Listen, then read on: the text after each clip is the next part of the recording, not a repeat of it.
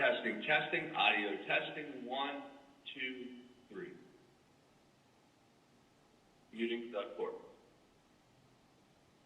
You've been muted. To unmute yourself, press *6.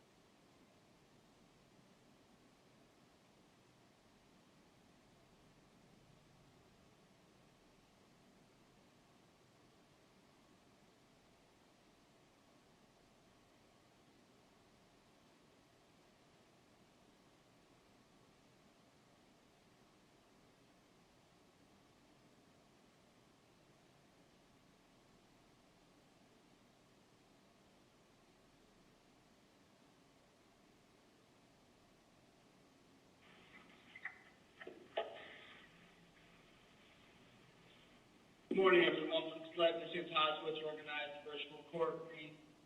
We should expect too much on time. If everyone who's not attorney and permitted to please keep their devices muted throughout the proceeding, that would be much appreciated. Thanks everyone for being here. We will begin as much on time as we can. Please someone.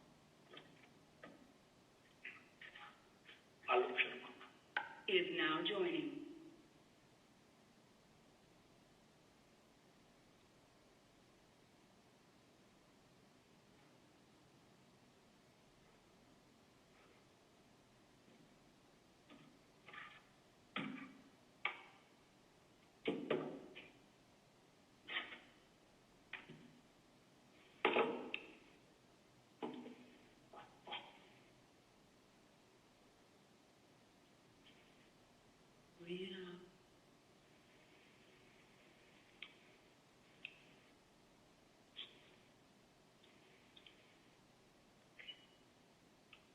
John Middleditch is now joining.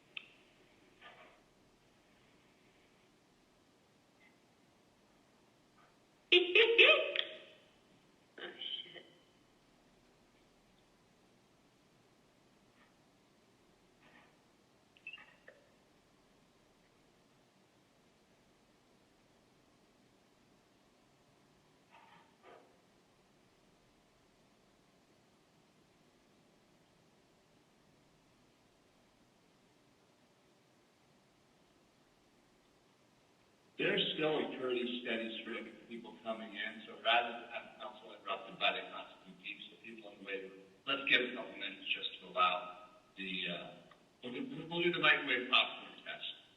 If it slows down to a couple of minutes, get going. Thanks, everyone.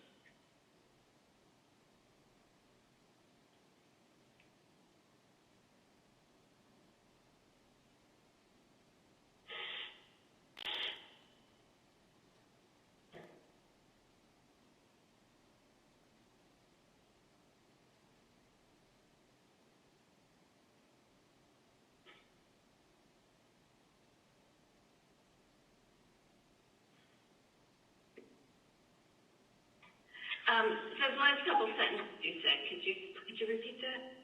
Please mute your devices. Please mute your devices. Princeton, Township, New Jersey, 08550, to arrive on this coming Wednesday, that is December 6th, 2023, for Nicholas.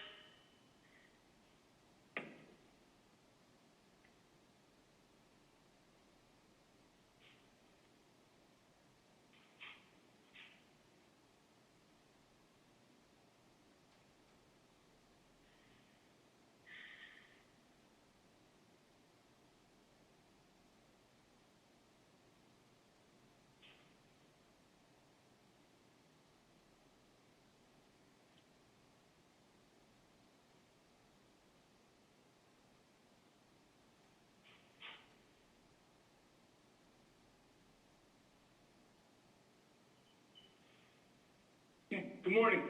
We are on the record in the matter of Casino et al. Versus Township of West Windsor, Township of West Windsor Planning Board, Bridgepoint West Windsor LLC, and Clarksville Center LLC. The Mercer County Docket number L2205-22. This is Judge Lougy presiding over a remote proceeding happening via the Teams video conferencing platform. The silent participant in this proceeding is the phone number ending in 7850. Broadcasting this matter in my courtroom at 400 South Warren Street, where it is being picked up by the court smart system, which remains the official recordation of this proceeding. May I please have appearance of counsel on behalf of the plaintiffs? Your Honor, good morning. Rob Simon from Herald Law, here on behalf of the plaintiffs.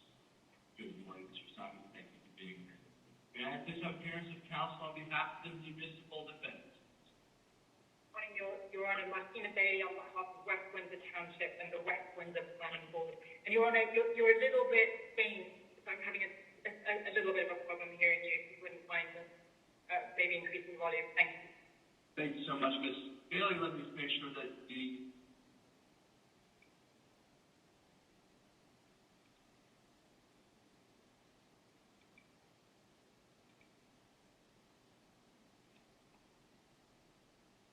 Is that any better, Ms. Bailey? Yeah, thank you. Thank you so much. May I please have appearances of counsel on behalf of Bridgepoint West Windsor?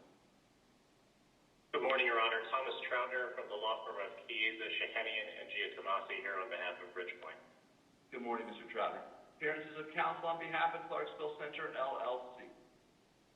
Good morning, Your Honor. It's John DeSimone from Dane Pitney. My colleague, Stephen Catanzaro, is also connected.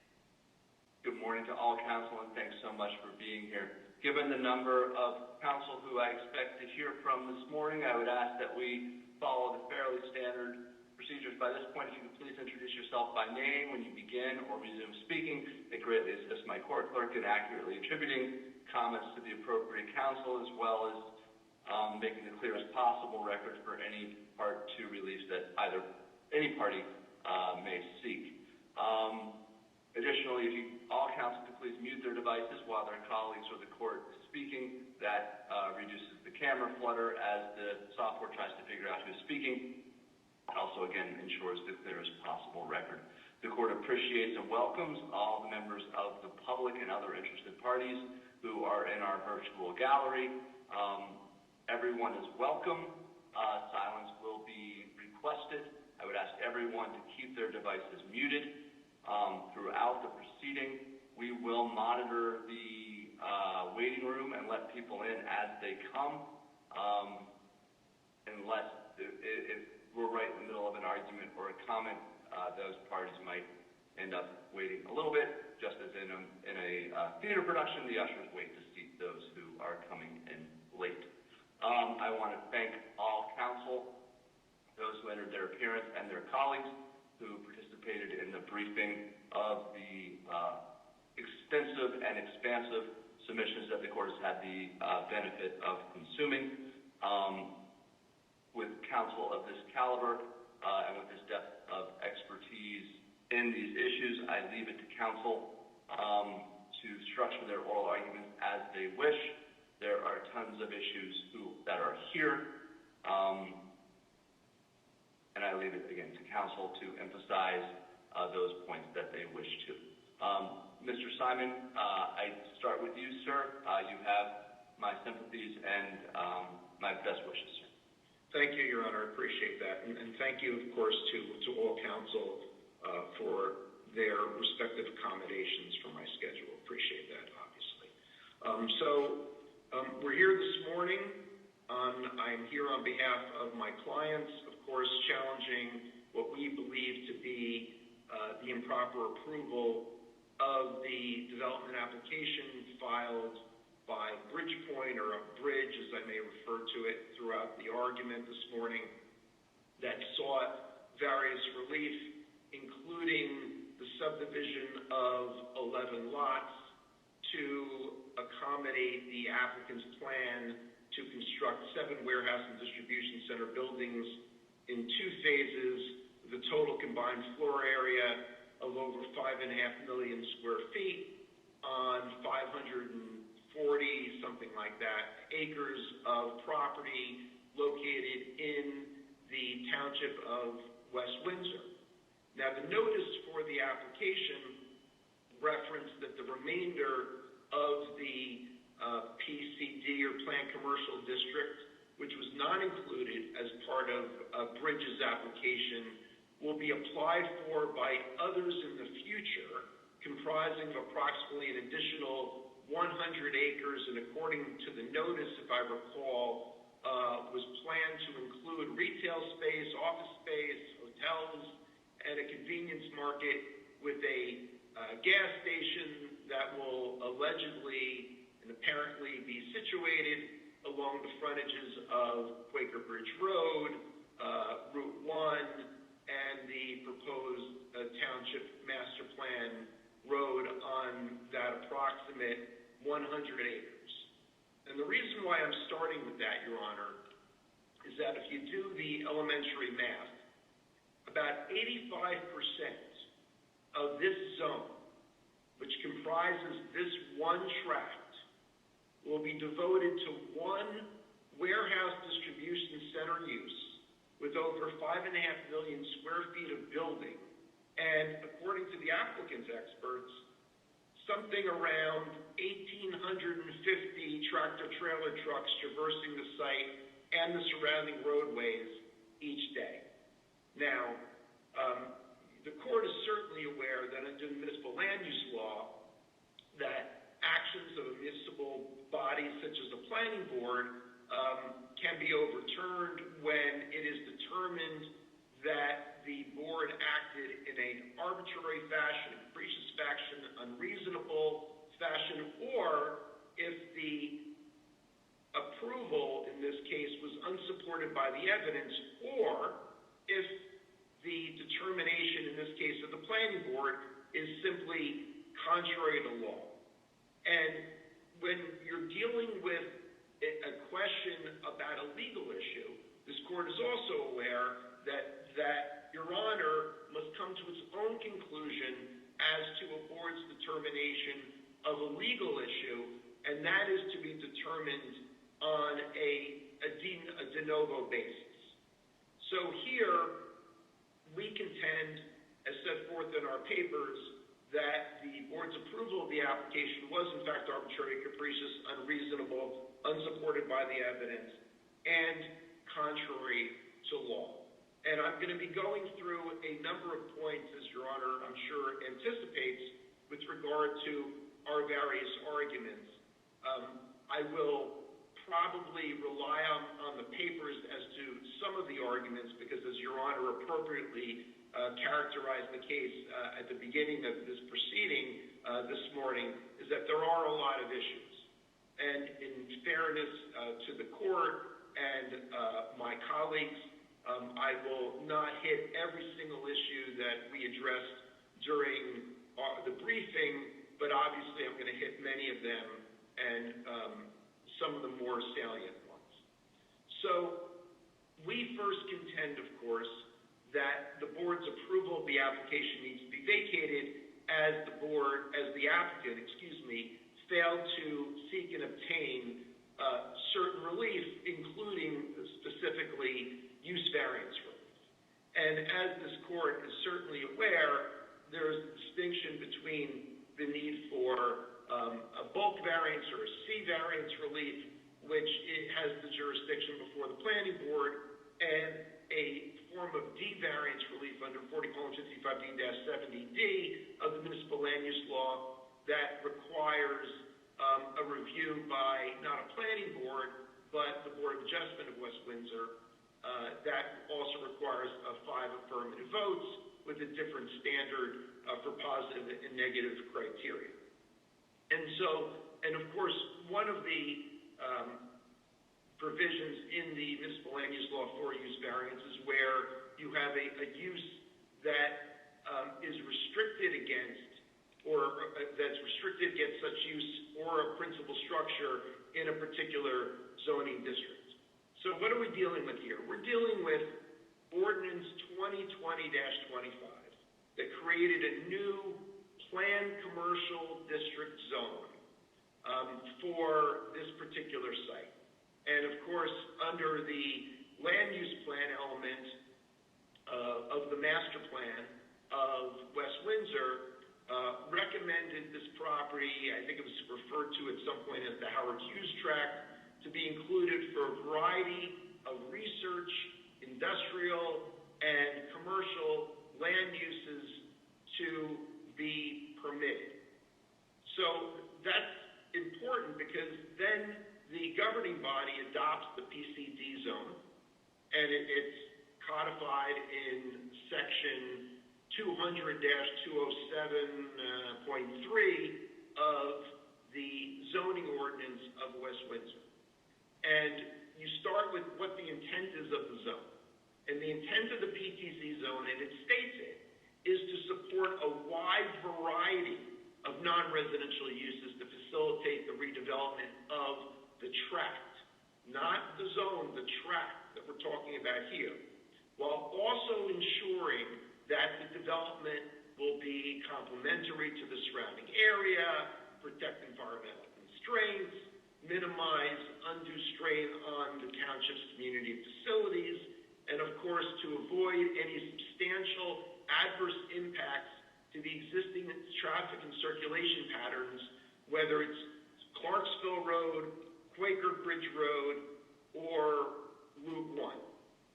And that's not my interpretation of what the ordinance was intended to accomplish based on what's stated in the master plan. It's what's actually baked into the ordinance by way of language itself. So, if you break that down, the retail, service, commercial, entertainment, hospitality uses are to be located along Quaker Bridge Road and Route 1 to maintain the commercial character of those corridors, and that's what it states, but of course not necessarily only in that location. And then it also states that warehouse and distribution uses are encouraged within the remainder of the district. Now, significantly, it doesn't say required, it doesn't say predominant use, it just says encouraged within the remainder of the district. It's not exclusive. They just want it to be, of course, further away from the roadways, and that doesn't obviate the right of a non-warehouse or distribution use, of course, to be further from those roadways either. And it finally states in the ordinance that the PCD zone is to promote an attractive, comprehensive, integrated design.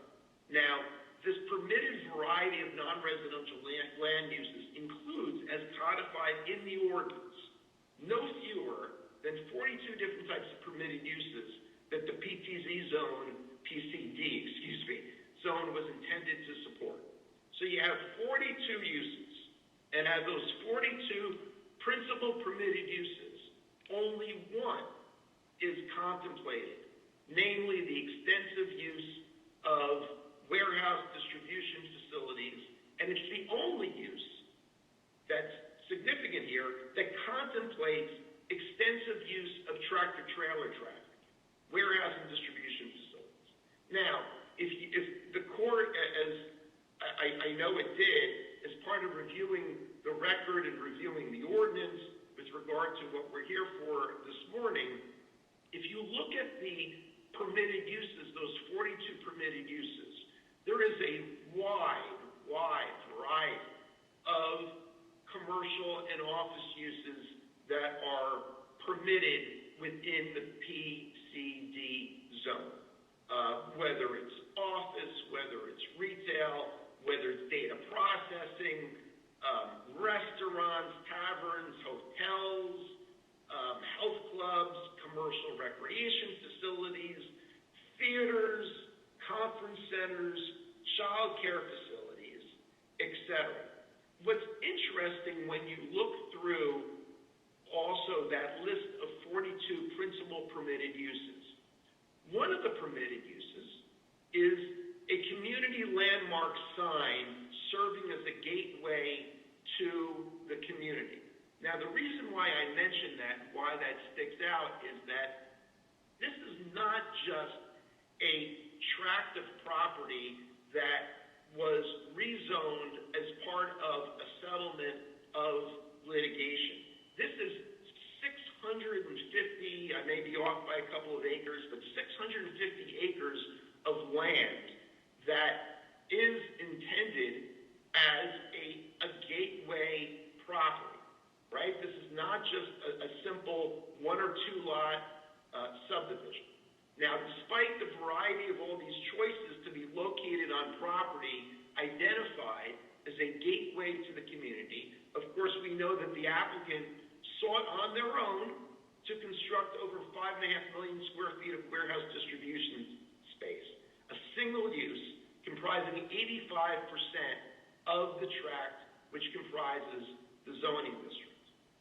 We contend, of course, that a 5.5 million square foot distribution center comprising approximately 85% of the entire zone does not constitute a wide variety of non-residential uses to facilitate the development of the tract as is required by ordinance. A 5.5 million square foot distribution center comprising 85% of the tract is not certainly complementary to the surrounding residential and retail area as required by the ordinance. A 5.5 million square foot distribution center comprising 85% of the tract is not avoiding any substantial adverse impacts to the existing traffic and circulation patterns of Clarksville Road, Quaker Bridge Road, and the Route 1 corridor. Instead, we're doing the opposite, Your Honor. We're bringing significant vehicular and tractor-trailer traffic to those roadways that it never had before. Now, also significant here is we always look at municipal land use law and we look at the local ordinance that's applicable here. Now, the planned commercial district comprising the entirety of this property is, in fact, what it is named. It is, of course, a planned development district under both the municipal land use law and also under the local ordinance. So, of course, the defendants would agree with that because, throughout the record, whether it's their plans or otherwise, they refer to their plans as a planned development.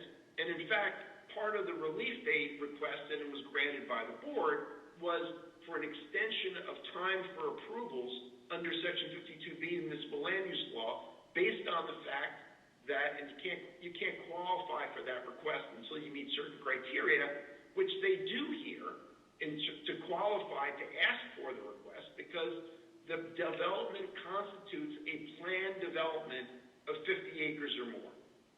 So, why am I talking about planned commercial development? Well, first of all, that's what it is. That's what the zone is actually even called, planned commercial district.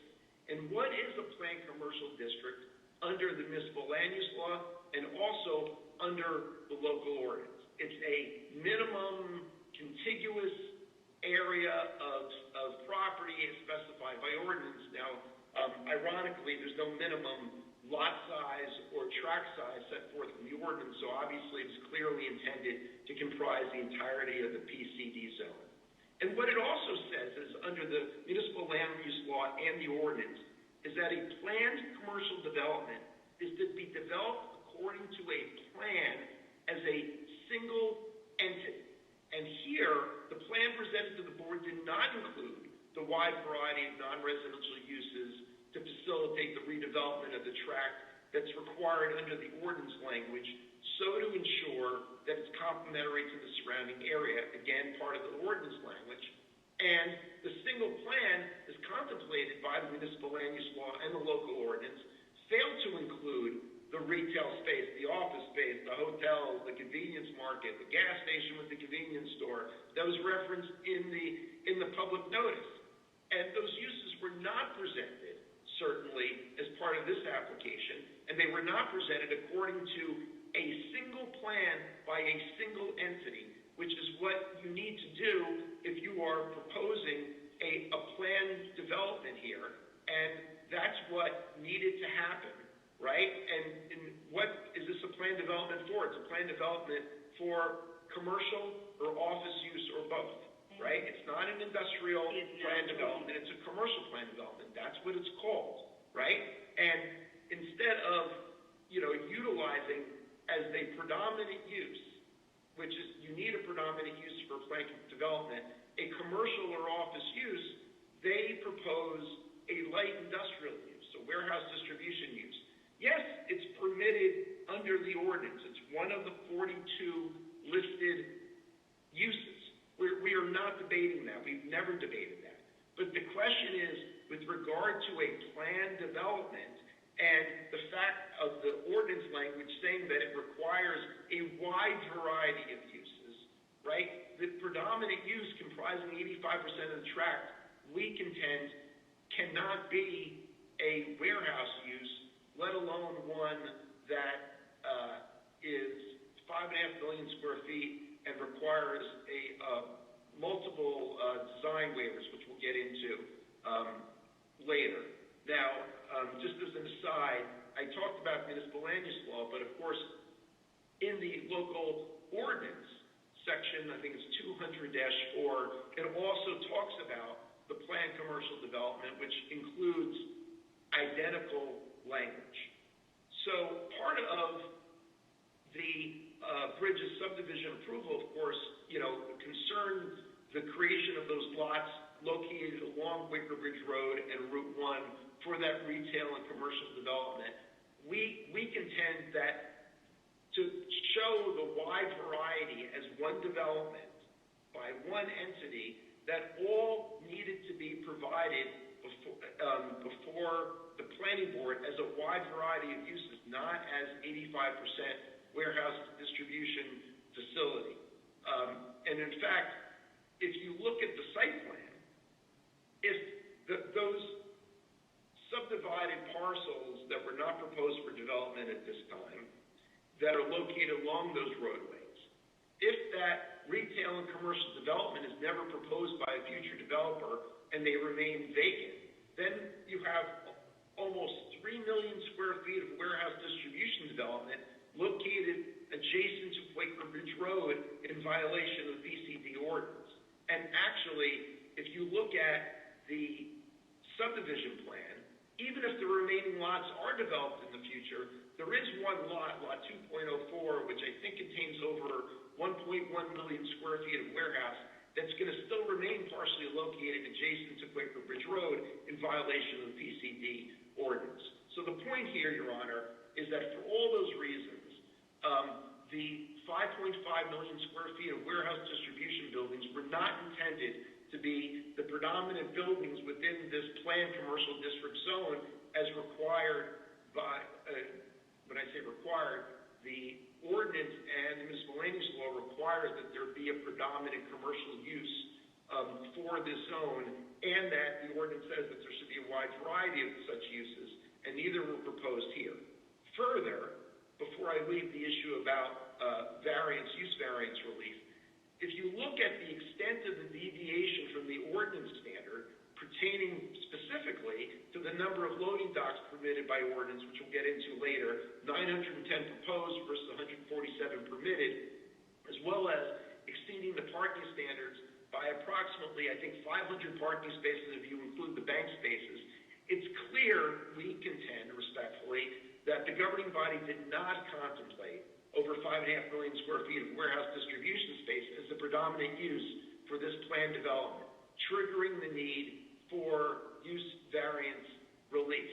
So again, given that this tract was planned as a planned development and that the ordinance states that it's supposed to promote an attractive, comprehensive, integrated design with a multitude of uses or variety of uses, that the fact that there was a failure to propose any use other than the warehouse distribution use with this site plan and subdivision application prevented this board from assessing, as required by the ordinance, whether the design of the zoning district was comprehensive or integrated between all these contemplated uses as required in the zone.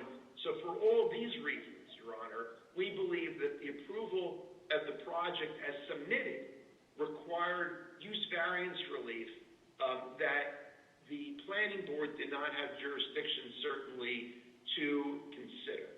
And since the applicant failed to apply for such relief, failed to apply to the correct land use board, failed to provide the public notice, et cetera, we believe that the decision of the board needs to be reversed on that, for that reason alone. So let me move on to... Mr. Simon, Yeah. I'm not sure where the echo is coming from. What is the statutory or discretionary standard that the board was to have utilized in saying, well, predominant is fine, but this is predominant, okay, but 85% is too much? What are you proposing as the standard for me to evaluate the board's use of its discretion and or jurisdiction? The standard, Your Honor, for purposes of a planned commercial development under the municipal land use law and under the local ordinance is that the commercial, it actually says commercial and or office. So commercial and or office is to be the predominant use.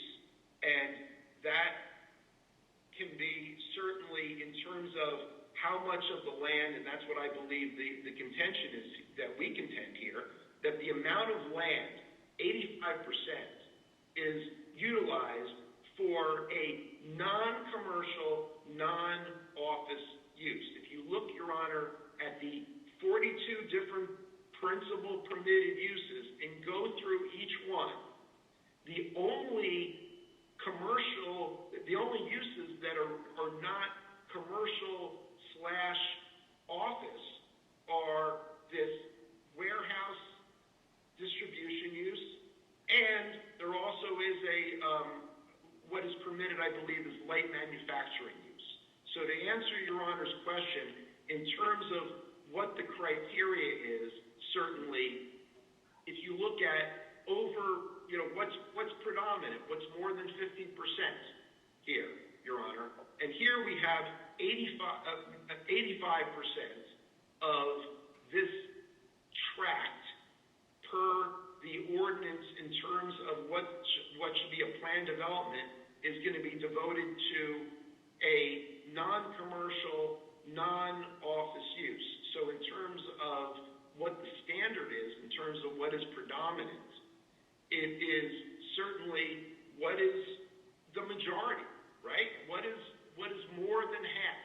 What is that use? And right now, 85% is going to be non-commercial, non-office. And again, for that reason alone, we believe that the planning board, in this case, should not have accepted jurisdiction for purposes of this application as submitted.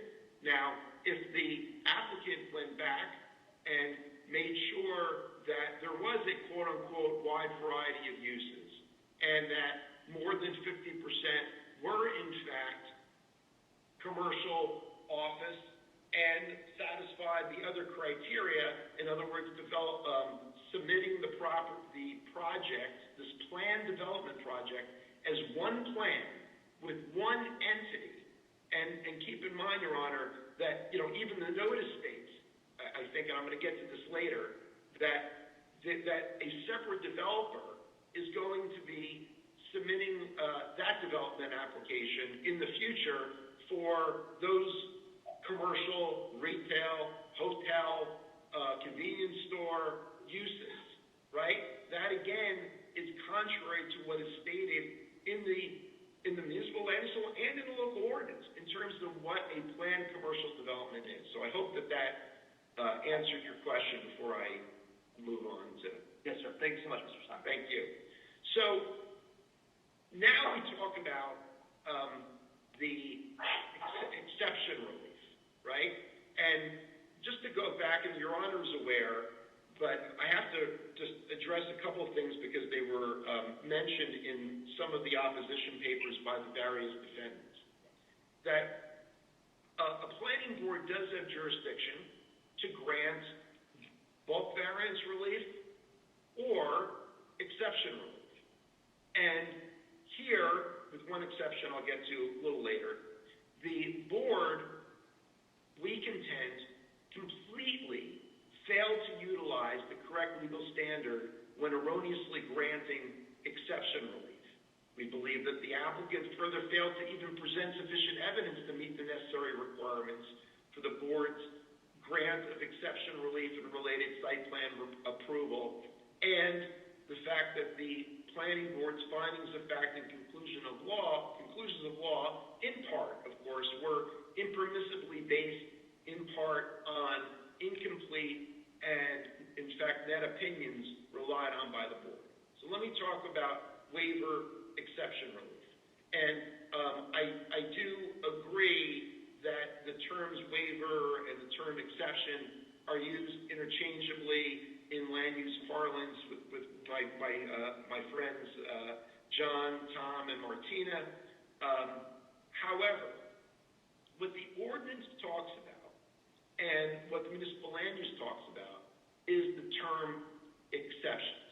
Now, the applicant here essentially argues that, well, the use is permitted, all the bulk standards are met, but, it's really not fair that after we meet the use and the bulk standards, that some of these design standards prevent the applicant from reasonably complying with the ordinance. And we contend here that the developer is really speaking out of the proverbial both sides of its mouth. It believes it can build whatever it wants to of any scale as long as it complies with the requisite use and bulk standards, and then argues that despite making the project way too big to make it reasonably comply with certain design standards, and some with massive deviations that we'll talk about soon, that they should not be required to have to comply with those design standards. Now, as the court knows, that's obviously not the law. That meeting bulk and use standards do not obviate the need to also comply with design standards or the need for exception relief. So as this court is aware, the ordinance at issue was specifically drafted to constitute a planned development of a specific tract of land to benefit the property owner as part of the settlement of affordable housing litigation. And as such, certainly, the proposal really should have fit within all the regulations and standards, whether they be use standards, whether they be bulk standards, whether they be design standards. And in fact, if you look through the BCD ordinance, they're actually even exempted from certain West Windsor ordinance design standards per the ordinance content. And of course, Your Honor, the applicant clearly could have met all the applicable design regulations had the applicant not proposed over 5.5 million square feet of warehouse and distribution floor space. So in this case, what happens is that instead, the relief requested for the application came with a request for 14 design exceptions and waivers, 9 subdivision checklist waivers, and 3 site plan checklist waivers. Now, they include the following, and I'm not going to go into all of them, but I'm going to highlight just some of them.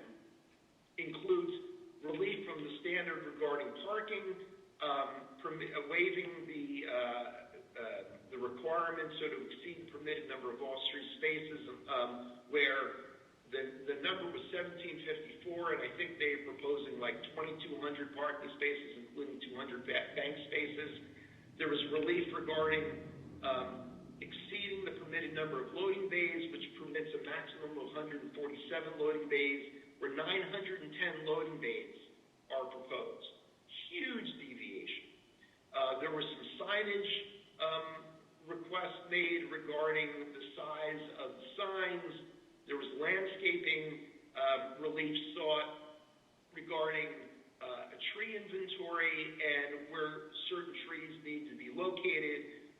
Also relief regarding stormwater management with regard to the location of detention basins and how they looked.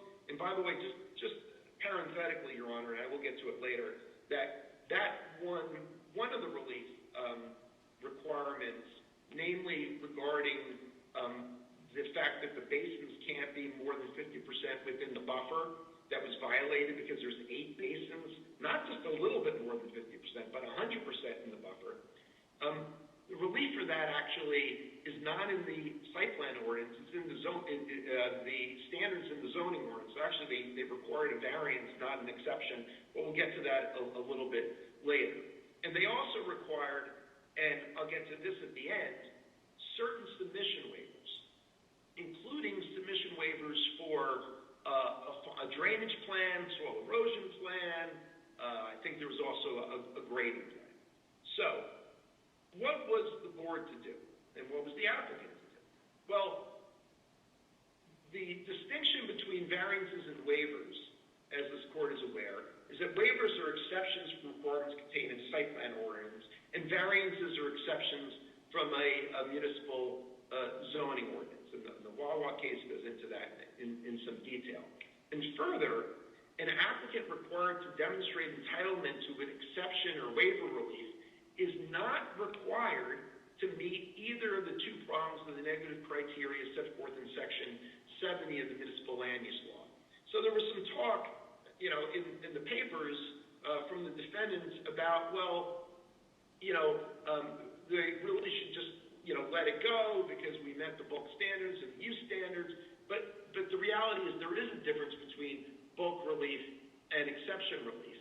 And one of the standards and one of the differences is that for the applicant, they don't need to prove that there's no substantial detriment to the public or the neighborhood. They don't need to prove that there's no substantial impairment to the master plan or the zoning ordinance. So, is it a different standard than a standard for bulk relief under C1 or C2? Absolutely it is. But you need to meet the standard, right? Now, I will say, actually, just parenthetically, one of the things that the defendants said, I can't remember which one, maybe all of them, and I apologize if it wasn't all of them, that they raised in distinguishing between a variance and an exception is that, for variances, you need to notice for them, and for exceptions, you don't. Well, that's just clearly wrong. So Section 51 of the Municipal Land Use Law contemplates exception relief in conjunction with preliminary site plan or subdivision plan approvals, each of which requires public notice under Section 12 of the Municipal Land Use Law as what is called as, applications for development in Section 3 of the Municipal Land Use Law. So that distinction, it's just not right. And there's also no legal basis whatsoever for the defendant's claim that the exception relief is somehow, routinely or it's commonly granted or such common practice excuses an applicant from otherwise complying with its statutory responsibilities. So we believe here that the defendants, all of them, committed reversible error in believing that the legal standards governing the Land Use Board's decision on granting exception relief is merely whether a proposed ordinance deviation is reasonable and within the general purpose intent of the provisions for which relief is sought. That's not the law. And this error is especially egregious given the nature and the extent of the deviations proposed, whether it's the excessive number of the loading bays, 147 versus 910, The parking spaces, 1,750 or something like that versus 2,200, or locating no fewer than 8 detention basins, not only more than 50% in buffers, but 100% in buffers.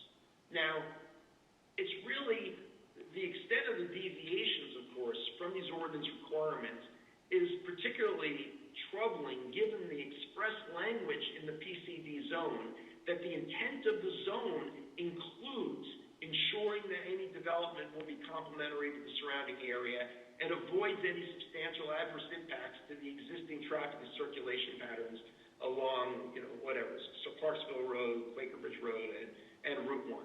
So let's talk about the ordinance, about the statutory standard and the ordinance standard, which are identical.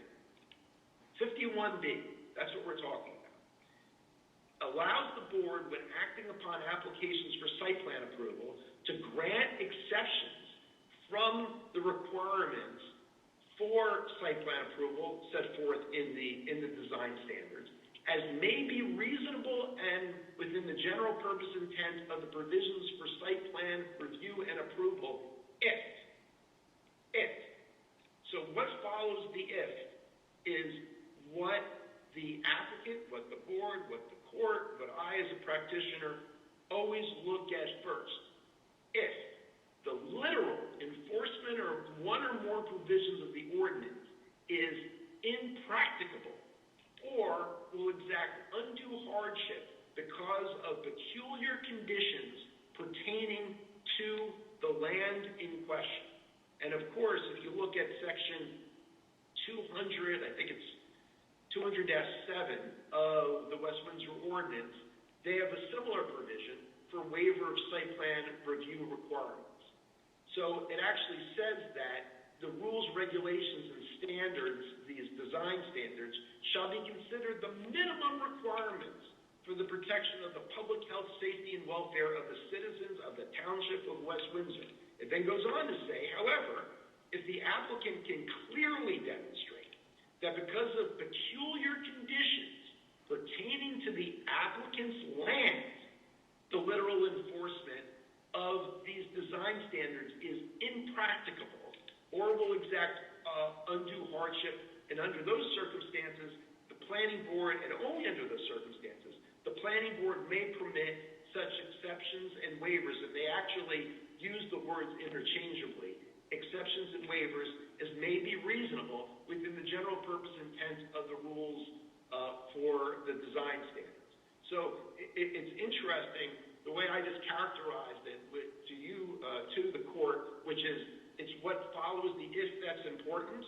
Well, actually, if you look at the West Windsor Ordinance, they acknowledge that because they sort of rewrite the municipal land use law standard in section 51B to make it, basically a little easier and clearer to read, but actually does affect that by showing that what follows the if, the literal enforcement, is what's important. So what are we saying here? So if the applicant wants the exception or waiver relief under section 51 of the municipal land use law or 7 of the land use ordinance, it needs to comprehensively address the following. The literal enforcement of the ordinance provision needs to be impracticable, something that's not capable of being done because of peculiar, not just conditions of the land, peculiar, defined as unusual, conditions pertaining to the land in question. So, if the literal enforcement of the ordinance provision is not impracticable because of peculiar conditions pertaining to the land in question, then the literal enforcement of the ordinance needs to exact undue hardship, not just hardship, undue hardship on the developer because of, again, unusual conditions pertaining to the land in question. And if the applicant cannot demonstrate impracticability or undue hardship due to peculiar conditions, unusual conditions pertaining to the land in question, exception relief is to be denied. It's as simple as that. And then conversely, if the applicant is able to show that they're not able to comply, or that there's some undue hardship, each due to the unusual conditions pertaining to the land in question, only then does the board assess whether the proposed deviation or extent of deviation from the ordinance requirement is reasonable.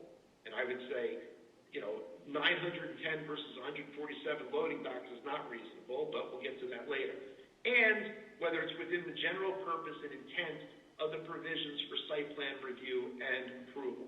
But you don't get to the reasonableness standard. You don't get to whether it's within the general purpose and intent of what we're trying to accomplish in West Windsor by the site plan ordinance. You don't get to that if you can't show that it's impracticable or there'll be undue hardship because of unusual conditions pertaining to the land in question. Now, we also cited the unpublished opinion of Monmouth Commerce, and I'm only going to mention it just because, other than going through the analysis, of course, that I just went through, but it's pretty clear because it's in the municipal land use law, it's in the ordinance. It articulates kind of an interesting concept, which is, the part of the issue is whether the proposed building or structure at issue, can it be redesigned? Can it be moved? Can it be reduced in size?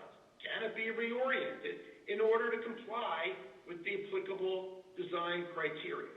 So in this case, we contend that the applicant failed to demonstrate and the board respectfully failed to find for each of the deviations requiring design exception relief under Section 51B of the municipal land use law, that the literal enforcement of that provision was incapable of being accomplished because of some unusual condition pertaining to the land in question, or that the literal enforcement of the ordinance was incapable of being accomplished because of some undue hardship due to an unusual condition pertaining to the land in question.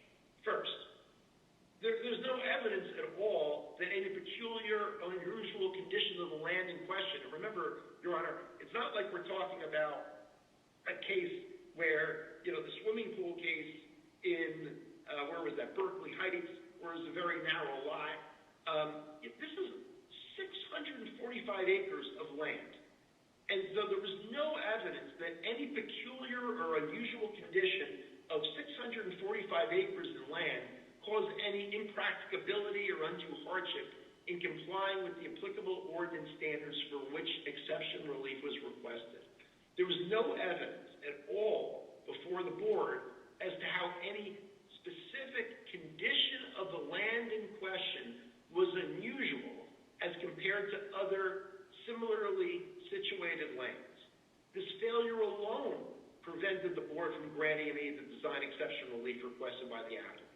And even if the applicant had demonstrated any such unusual condition of the land, the applicant would then have needed to demonstrate that that unusual condition caused by the 645 acres of land itself prevented compliance with the applicable ordinance standards for which exception relief was requested.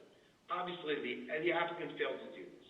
At no time did the board find, nor did the applicant present, any evidence suggesting that the literal enforcement of one or more provisions of the ordinance is impracticable or will exact undue hardship because of peculiar conditions pertaining to the land in question. It never even demonstrated that the applicant could not comply or there was some non-financial hardship in complying, let alone that it related to some unusual condition of the land in question.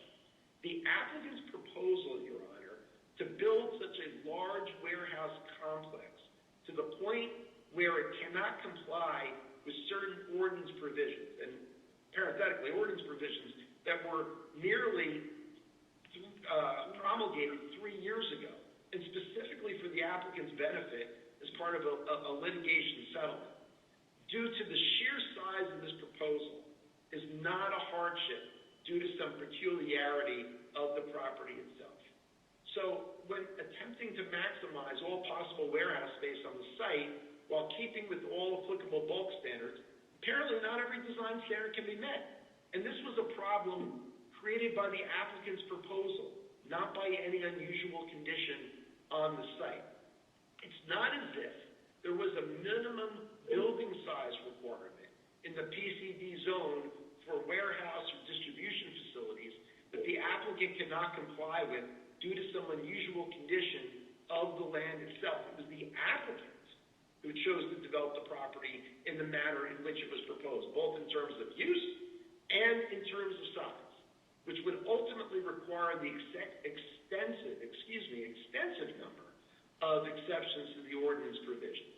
So trying to financially optimize a developer's investment is not the standard for exception relief under the municipal land use law. The applicants failed to demonstrate that it wasn't possible to comply with the applicable ordinance standard. They didn't demonstrate that the proposed building or structure at issue could not be redesigned, moved, reduced in size, reoriented in order to comply with the design criteria. And certainly, the literal enforcement of these provisions were all capable of being accomplished, while failure to meet such design standards had nothing to do with the unusual conditions of the land, and there was no testimony or evidence that would support exception relief. Let me just quickly, maybe not so quickly, look at just a few of the exceptions requested by the applicants. Regarding the parking and the loading docks, right? 910 loading bays, which exceeded the 147 loading bays permitted by the ordinance. So the planner for the applicant, my friend Mr. John McDonough, he testifies that the loading bay requirements are similar to the parking requirements, where the industry standard exceeds the municipal standard. Of course, it's only 3 years old. And that the proposed number of loading docks is somehow needed for quick and efficient delivery operations, which he says is essential to the proposed use. Now, of course, there was no evidence or testimony as to why as many as 910 loading bays were needed for quick and efficient delivery operations, let alone on 5.5 million square feet of warehouse distribution space, especially since the proposed users and tenants of the warehouse distribution space are unknown. Further, granting an exception, as I just talked about a moment ago, can't be based simply on an alleged industry standard having nothing to do with any unique condition of the land and does not remotely comport to the applicable ordinance standard just because the applicant wants to put in 5.5 million square feet of warehouse space.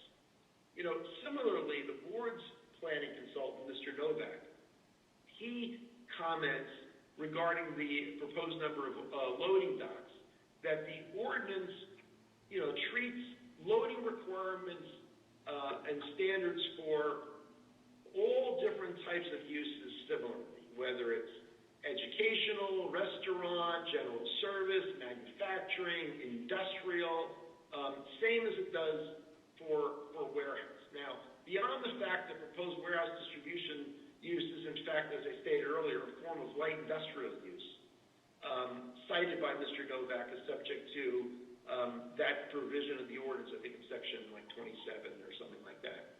And many of the uses cited, in fact, by Mr. Novak are, in fact, principal permitted uses in the PCD zone itself. So they apply for all the different uses, number one. Number two, they could have proposed other different uses that I talked about earlier. I'm not going to repeat myself. And clearly, the governing body was aware of loading dock regulation when it enacted the PCD zone only 3 years earlier, and obviously intending to not have a separate loading dock standard or regulation for warehouse distribution facilities as compared to commercial development or even light industrial development. So in granting the waiver for the loading docks, the board talked about, again, they focused on the reasonable standard, and they didn't talk about at all any conditions of the land. What the board said was that, they want to optimize, loading bays in proportion to the facility size to allow for proper function, and that it wouldn't be possible without the waiver.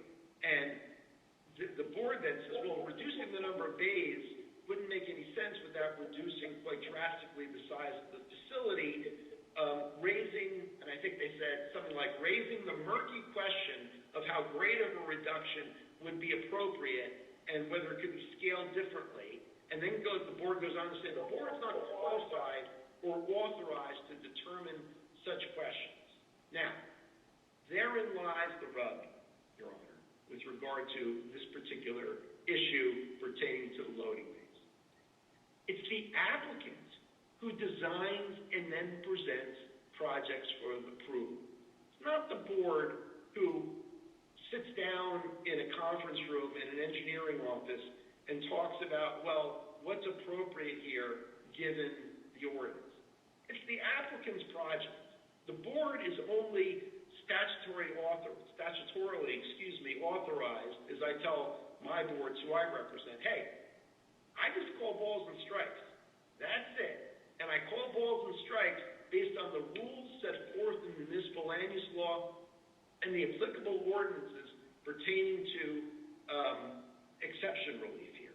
Now, the applicant, of course, could have picked any combination of the 42 principal permitted uses, and keep in mind, Your Honor, that, unlike other ordinances that are, mostly non-planned commercial development ordinances that say you can only have, one principal use on a lot, et cetera, this ordinance is different. And this ordinance says you can have any combination of multiple principal uses on a lot or on the tract, and that would be permitted. So, the door was wide open here. They didn't need any variance relief for that, to have multiple uses on a lot or on a tract. So they could have picked any combination of the uses for this 85% of the site to come up with a reduced number of loading bays and accordingly, of course, square feet of warehouse distribution space to better, if not fully, comply with the ordinance standard, which it didn't do, especially regarding the fact that this is a planned development with different type of permitted uses, and the fact that the ordinance says that we encourage a wide variety of uses. The ordinance, in turn, does not certainly mandate 5.5 million square feet of distribution warehouse development to comprise 85% of the entire zoning district. Also, just as an aside, in terms of just talking about one case that's sticking in my craw a little bit in terms of the interpretation, the Green Meadows case that I know super well, subdivision case, mostly a C2 case.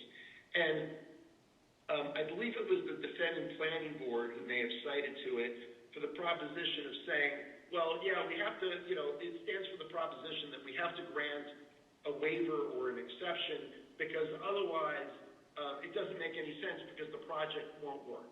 Well, if you peel off what actually happened in the Green Meadows case in terms of the design waiver that was an issue, there was one design waiver. So you had a roadway, it was like Kokora Road or something. So the roadway leads in, it's the only way to get into this lot or to this tract, develop these residential lots. And the ordinance, I think, said, the private roadway, a dead roadway can't be more than like 1,000 linear feet. And they wanted to extend it from like 885 feet, an additional like 850 feet into the subdivision tract, which of course would exceed that 1,000-foot design standard. Now, what the court did there, and it's interesting in terms of how it relates to this case, the court says, and this is the appellate division, right? Published case, that extending Kokora Street was found to be the only practical means of utilizing the property for residential building lots. And further, the court says, hey, look, this is not just the fact that we're extending this. This developer's paving the whole street because right now the existing street's not paved. There's a hump which interferes with motorist sightlines. We're going to eliminate that. We're going to increase the width of the street. We're going to provide a turnaround wide enough to be used by emergency vehicles. And all of those improvements, the court found, were to benefit not just this developer and the new property owners of these, I think it was 8 or 9 lots, but also the existing properties in the existing street, and that all these improvements justify the exception for having a dead-end street of 1,735 feet, linear feet versus 1,000. And the point here, as directly relevant to this case, is that the literal enforcement of the ordinance provision at issue in Green Meadows was incapable of being accomplished and constituted undue hardship because of unusual conditions pertaining to the land in question there, namely the need to extend this existing roadway, the only way to get into the property, to be able to utilize the property for permitted use. And the granting of the exception relief led to improvements to existing conditions for the benefit of the existing homeowners. So here, getting back to our case, the developer here, Bridge, does not need to propose 910 loading docks to be able to utilize 539 acres of land. They have full control over the size, scope, uses for the project. They can adjust it to comply, or certainly much better comply, with the ordinance with regard to these loading docks, 910 versus 147, over 6 times the ordinance standard. And there was no justification on the record, despite the very lengthy, admittedly, resolution adopted by the planning board.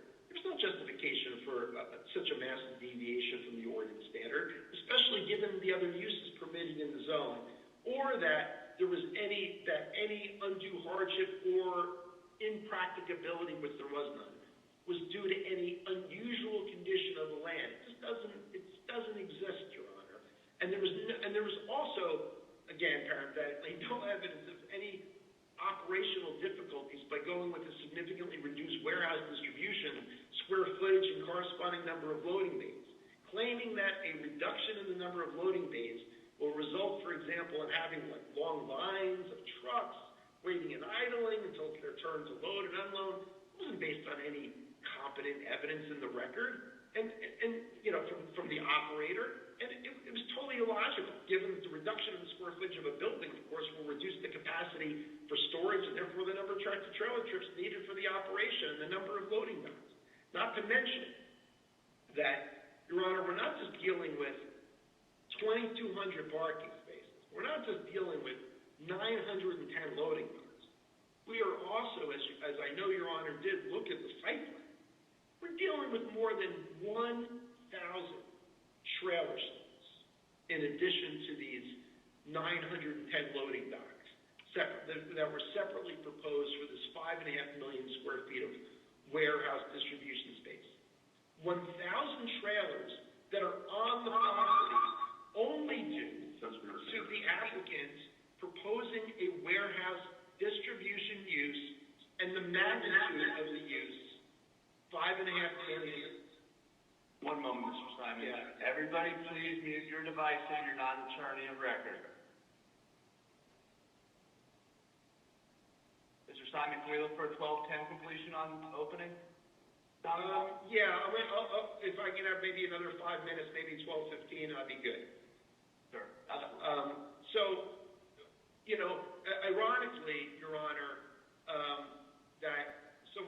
was saying, so with regard to the loading docks as well as the trailer spaces, if one looks at the other 41 uses that are permitted in the planned commercial district zone,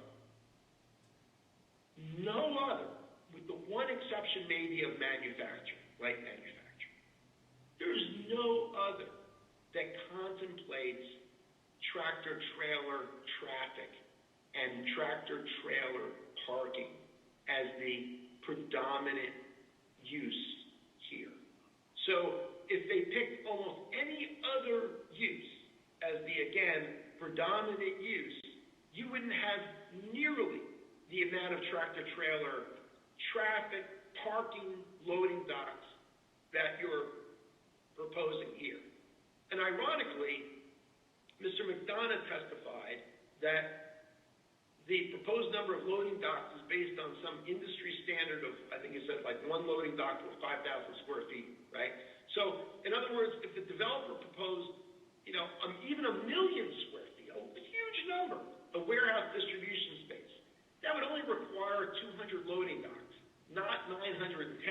And of course, you're getting a lot closer to what the governing body intended with regard to the limit on warehouse space, namely 147 loading bays. And of course, you would also drastically reduce the over 1,000 tractor-trailer spaces currently proposed for the development. So again, there's no unusual condition of land in question that prevented the applicant from complying with these ordinance standards regarding the loading bays and similarly with regard to the number of parking spaces. Again, this is all within the discretion of the applicant to control in terms of the use, in terms of the size, in terms of the location. So that's for the loading docks and the parking spaces. Similarly, let me just, because I know I'm limited with some time here, tree removal and landscaping. So with regard to the location, the exception request regarding locating the trees within or outside of, in relation to the location of the buildings, obviously the buildings can be reduced in size. Obviously the buildings can be moved to comply with that standard. There's no condition of land that prevented that from happening. With regard to the tree inventory, I found that interesting because actually, if the applicant had done what many applicants do, which is they come in and they say, hey, this tract is too big for me to do a tree inventory.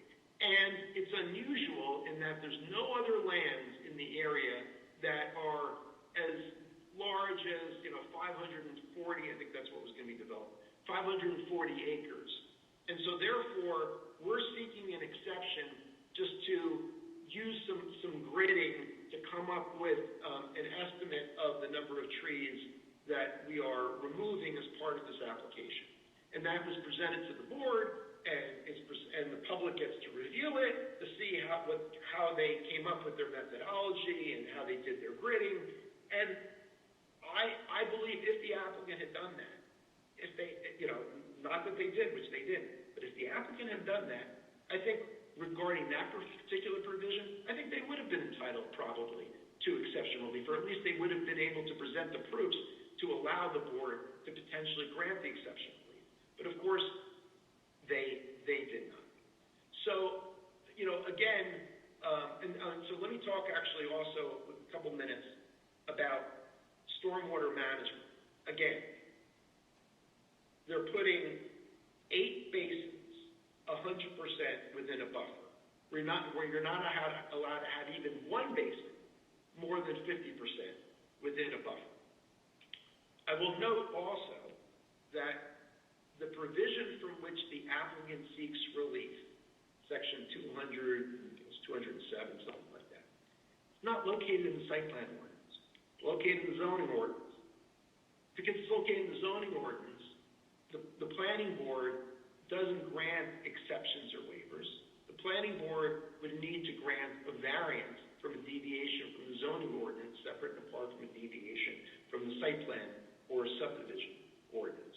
So should this matter, of course, be remanded, that should be something, again, for the benefit of the applicant, that they should be, certainly aware of if they're not aware of it already.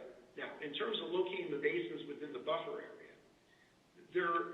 again, they say that, moving the basins back would require the stormwater to be transported across the site rather than being treated at the source, and it would interfere with the extensive planting and berms proposed. Well, of course, there's no evidence that was ever presented as to why placing the 8 basins within that 75-foot buffer along Clarksville Road is not possible or would constitute a hardship due to some unique condition pertaining to the land in question. There's no evidence that the basins would not function correctly in a compliant location, or that the extensive planting and berms that they say, that will mess that up. Well, there's no evidence that the extensive plantings and berms could not be simply moved around to accommodate a compliant, functional, and effective stormwater basin plan. So there's no evidence about why they couldn't just, redesigning the project to comply, but instead they want to propose to 5.5 million square feet of warehouse space, and therefore they're putting the basins 100% and the buffers are not permitted. I have 4 minutes. Let me take my 4 minutes and talk about traffic. So, normally, pursuant to the Dunkin' Donuts case, and I tell my boards this all the time, that where the use is permitted, typically in terms of traffic issues, you are limited as a board, as a planning board, in review of the site plan application, to circulation issues and ingress-egress issues. Normally the case for a site plan application concerning a permitted use. It's different here. Here, we're talking about not only a planned unit development, but we're talking about the fact that the PCD ordinance itself provides that the purpose of it is to ensure that not only any such development will be complementary to the surrounding area, but it avoids any substantial adverse impacts to the existing traffic and circulation patterns of Clarksville Road, Quaker Bridge Road, and the Route 1 corridor. And here, the board failed, respectfully, to properly consider and analyze the proposed increase in vehicular traffic, the 2,200 new parking spaces for cars, 1,071 new parking spaces for trailers, 910 additional loading docks, and the impacts of same on not only the ingress and egress movements, but the traffic within the surrounding area and surrounding neighborhood, which includes more than one school and residential dwellings. We believe that the board did not adequately or appropriately assess the risk of substantial adverse impacts to existing traffic and circulation patterns on local roadways that was specifically required as part of the PCD ordinance, right? And we believe that there was not that we believe there wasn't any specific traffic counts, no traffic studies performed in New Jersey or elsewhere to assess daily or hourly vehicle and truck traffic to be generated by 5.5 million square feet of warehouse distribution facilities, or its 2,200 new parking spaces for cars, 1,071 new parking spaces for trailers, or 910 loading docks, right? So no studies or counts, were done, period. Finally, with my 2-minute warning that I'm giving myself, I'm going to just note the following. One of the requests for relief had to do with submission waivers, which, so that the applicant asked the board to not be required to submit certain things. And 3 of those things were a final drainage plan, soil erosion plan, and a grading plan. Bringing our arguments full circle, had the applicant provided 1 fully comprehensive plan before this board for the plan development that was contemplated by the PCD zone and required by the West Windsor Ordinance and Municipal Land Use Law, it would not have been necessary to request these submission waivers from providing a fully integrated drainage plan, grading plan, and soil erosion plan for the entirety of the tract. The reason why the submission waiver should not have been granted, is because this was a planned commercial development that by statute and by ordinance, you're supposed to be looked at the entirety of the tract as a whole, complete with its uses, its setbacks, its parking, its lighting, its landscaping, everything, to ensure that it meets the requirements of the ordinance and should not have been done in a piecemeal fashion. So I see my time is up. I appreciate Your Honor's attention, and obviously we'll rely on our papers given the time limit as to the balance of the arguments that we've raised for whether it's notice and otherwise for the court to consider. Thank you. Thanks so much, Mr. Summers. As between the defendants, I don't know if you had an opportunity to speak amongst yourselves in terms of order or sequence. I'm open to whatever is agreeable to the collective defendant. Thank you, Your Honor. Thomas Troutner on behalf of Bridgepoint. We had spoken, and I'll go first, followed by Ms. Bailey on behalf of the Planning Board, and then ultimately by Mr. DeSimone on behalf of Clarksville. Very good. Thank you. Thank you. So with that, Your Honor, still to its essence, the central theme of plaintiff's arguments and plaintiff's singular goal in this case is to convince this court to improperly substitute its judgment for that of the Planning Board. So to avoid having this court otherwise properly examine whether or not the Planning Board's decision was arbitrary, capricious, or unreasonable. In accordance with long-established case law, the proper scope of judicial review that is at issue in this matter is to determine if the Planning Board could have reasonably reached its decision. And the Planning Board's decision at issue concerning the approval of Bridgepoint's variance-free application for subdivision and site plan approval.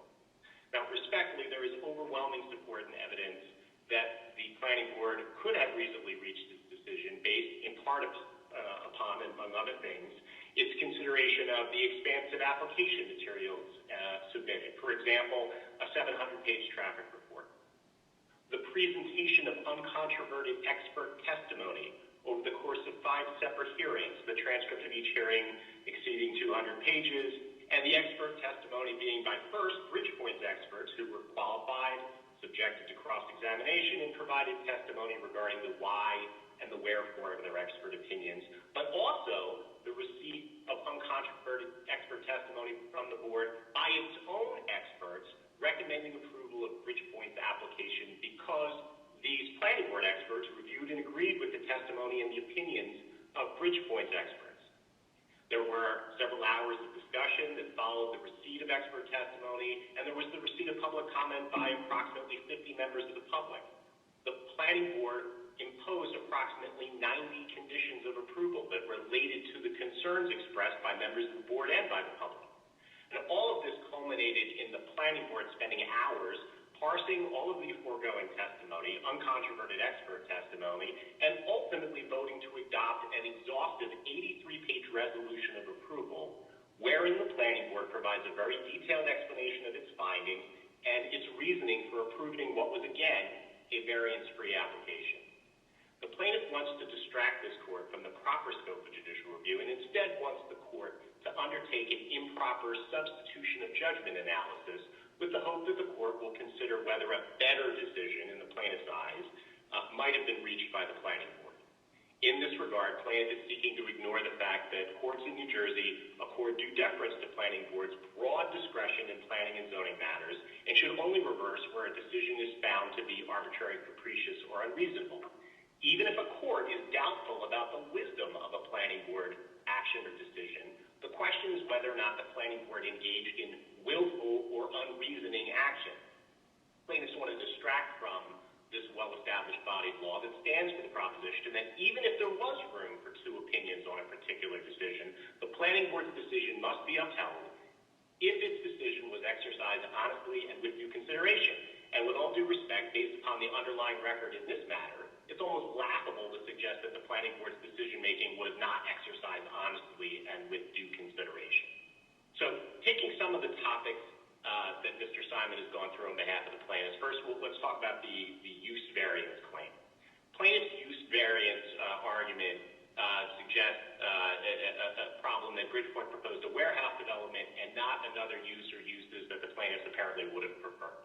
That's entirely baseless because the argument literally requires one to ignore the unequivocal language in the ordinance. The ordinance permits warehouse uses.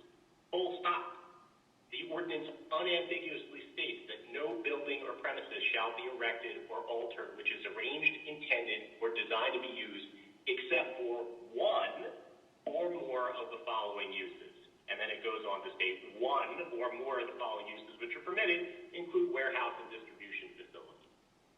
Because Bridgepoint application concerned a permitted use, it would have been improper for the Planning Board to have denied or refused to hear the application based upon some subjective perception of proper zoning or what the Planning Board might have wanted to subjectively interpret was the intent of the ordinance. And as far as intent, the ordinance specifically provides that retail, service, commercial, entertainment, and hospitality uses are to be located along along Quaker Bridge Road and US Route 1 in order to maintain the commercial character of those corridors with the intent that warehouse and distribution use is being encouraged within the remainder of the district. Now, it's important to note that even if you want to, as the plaintiffs do, myopically focus on the words intent to support a wide variety of uses, it's notable the ordinance doesn't say requires a wide variety of uses. It just says intent to support. But it does specifically say one or more of the permitted uses are allowed, warehouse and distribution.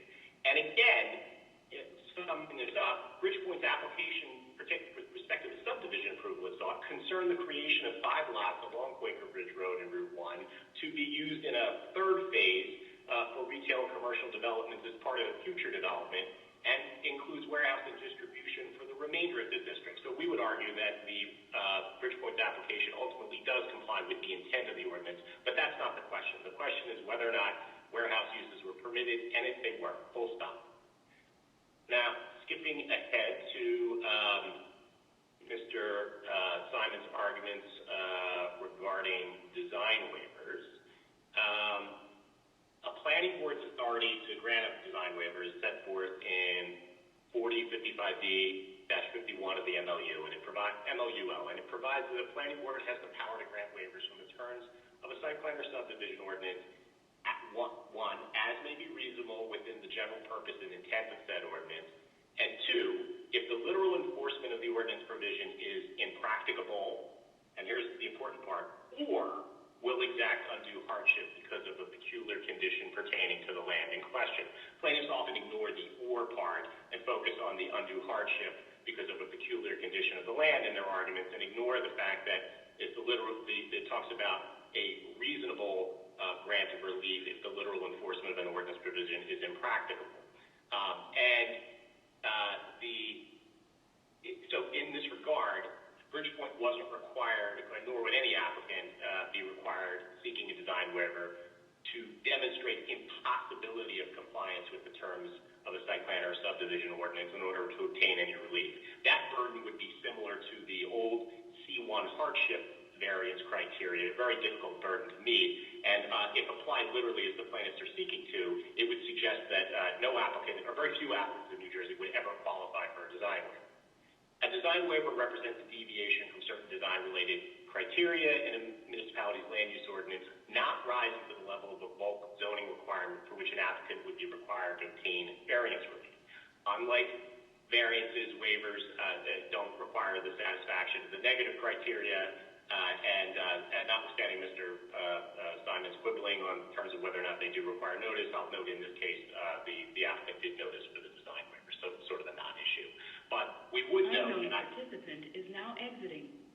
I would note, that's okay. I would note, and while I hate citing New Jersey practice, I would cite it in this case for the court to take judicial notice that the fact that, and you don't just have to take my word for it, that design waivers are routinely granted in the state where they're reasonable and further into the intent of the subject of an ordinance where something is impractical. And so looking at the definition of impractical, not taking this literally from Mr. Simon's brief, it means not wise to put into or keep in practice or effect, or an inability to deal with something sensibly or prudently in terms of the practical matter. So we suggest that virtually every planning board in New Jersey views waivers where the literal enforcement of the design waiver criteria is not sensible. And in this regard, Mr. Simon did bring up the Monmouth Center case. I'll just note in that case that the court took issue with the fact that the testimony provided by the applicant didn't touch on how compliance would result in impracticability, among other things. And in this regard, the court in the Monmouth Commerce Center case upheld the planning board's decision to deny a design waiver. So the question was whether or not the planning board in that case's denial of the design waiver was arbitrary and capricious or unreasonable. What's notably absent from the plaintiff's briefing is, because there really is no case law that I'm aware of, where planning boards grant design waivers and then are subsequently reversed on some impossibility argument as the plaintiffs are attempting to exert. The planning board, simply put in this case, exercised and acted reasonably in its discretion to grant each design waiver, and the board spent literally hours parsing the testimony as to whether to grant each one. So let me just run through quickly some of the design standards that plaintiffs have taken issue with, as illustrated in this oral argument. We'll rest on our brief on issues that were not addressed specifically in argument. So first, with respect to parking, so the board granted a design waiver to increase the amount of parking provided for which the design criteria otherwise required in light of two things. One, the unchallenged expert testimony, the applicant's civil engineer, traffic engineer, and professional planners, the three experts, as to one, the fact that there's an industry parking standard ratio of approximately one parking space per 2,500 square feet for warehouse and distribution centers, and that the Institute of Traffic Engineers ITE data supports the appropriateness of that proposed number of parking spaces as requiring or suggesting it should be utilized to enhance safety and efficient operations in warehouse and distribution use. The board carefully considered that and also found the reasonableness of the required relief was supported by a multitude of other factors, including that the parking is allocated proportionally, that the application was well within the limits of impervious coverage, and that Bridgepoint, as a condition of approval, would consult with the township staff as the location of the aforementioned bank parking spaces that Mr. Simon referenced. The board's analysis appropriately considered the general purpose and intent of the ordinance, which the board found was to ensure that there will be adequate parking, so to, among other things, ensure safe and efficient interactions between trucks and passenger motor vehicles at the site. Towards this end, the applicant was providing parking in excess of what was required and in conformance with industry standards, and that additional parking, the board determined, would enhance the safety of the site, and it was abundantly clear therefore that the proposal kept within the intent of the site plan ordinance. Candidly, it would be unreasonable and not sensible to permit an applicant to construct 5.5 million square feet of warehouse as of right, while at the same time precluding the site from functioning as safely and effectively as it otherwise could by preventing Bridgepoint from supplying parking simply for the sake of complying with the design criteria where boards are permitted under the municipal land use law to consider whether to grant an exception from the design criteria or waiver, as was the case here. On the subject of loading, it was reasonable for the board to have granted a design waiver for the loading bays based upon the, again, uncontested expert testimony of Bridgepoint's professionals that a design waiver for the proposed number of loading bays was appropriate based upon an industry standard for warehouses of one loading space per 5,000 square feet. And the support of the requested design waiver by the board's own professional planner for the same reason. As expressly noted in the board's resolution, the intent of the site plan ordinance's loading requirement was to ensure adequate loading facilities are provided without resulting in a negative impact on the road system and the community. As the board noted in its resolution, the size of the facility is permitted. It's reasonable the applicant should want to optimize the utility by providing loading bays in proportion to the facility size to allow for proper function, permitting the applicant to have only 147 loading docks in conjunction with 5.5 million square feet of warehouse project, which again is permitted, while the industry standard required over 750 more loading spaces would not allow the development to function appropriately, and it would contribute to operational difficulties that would constrain a use which is specifically encouraged in this particular zone. Now, the board's expert planner even went further and explained that the loading criteria at issue in the site plan ordinance applies the same loading standard to various commercial uses, including retail, restaurant, wholesale, financial institution, and educational facilities, to name a few, and as such is a general standard. The purpose of the loading bays is to function more, in those instances, as an accessory or service facility to support a particular building. Now, the board's planner noted that an important characteristic of warehouse distribution is that loading spaces are not an accessory in the way they would be to an educational facility, but they're rather an essential element of the use itself. Thus, the board's planner concurred with Bridgepoint's expert that it would be unreasonable and impractical to read the zoning ordinance that permits and encourages warehouse and distribution facilities of a particular size to also limit the loading bays such that the warehouse might not function as well as it otherwise could. Thus, it was reasonable for the board to have viewed the same and have granted the design waiver. I'm going to skip over signage, which we addressed in our brief. Mr. Simon made a little bit to do about the landscaping design waiver. The board granted a waiver from the requirement that the applicant identify or count every tree on the site, which was over 5 inches of radius caliber. In its analysis, the board cited the testimony from Bridgepoint engineers and planners, again, uncontroverted, that the requested relief was reasonable in light of the fact the applicant was proposing to conduct a specific sampling of tree method within certain areas to quantify an approximate number of trees to be disturbed in conjunction with the development. And so that's one issue. Also, there was the issue of the requested relief to permit planting trees within 100 feet of the building, as opposed to 75.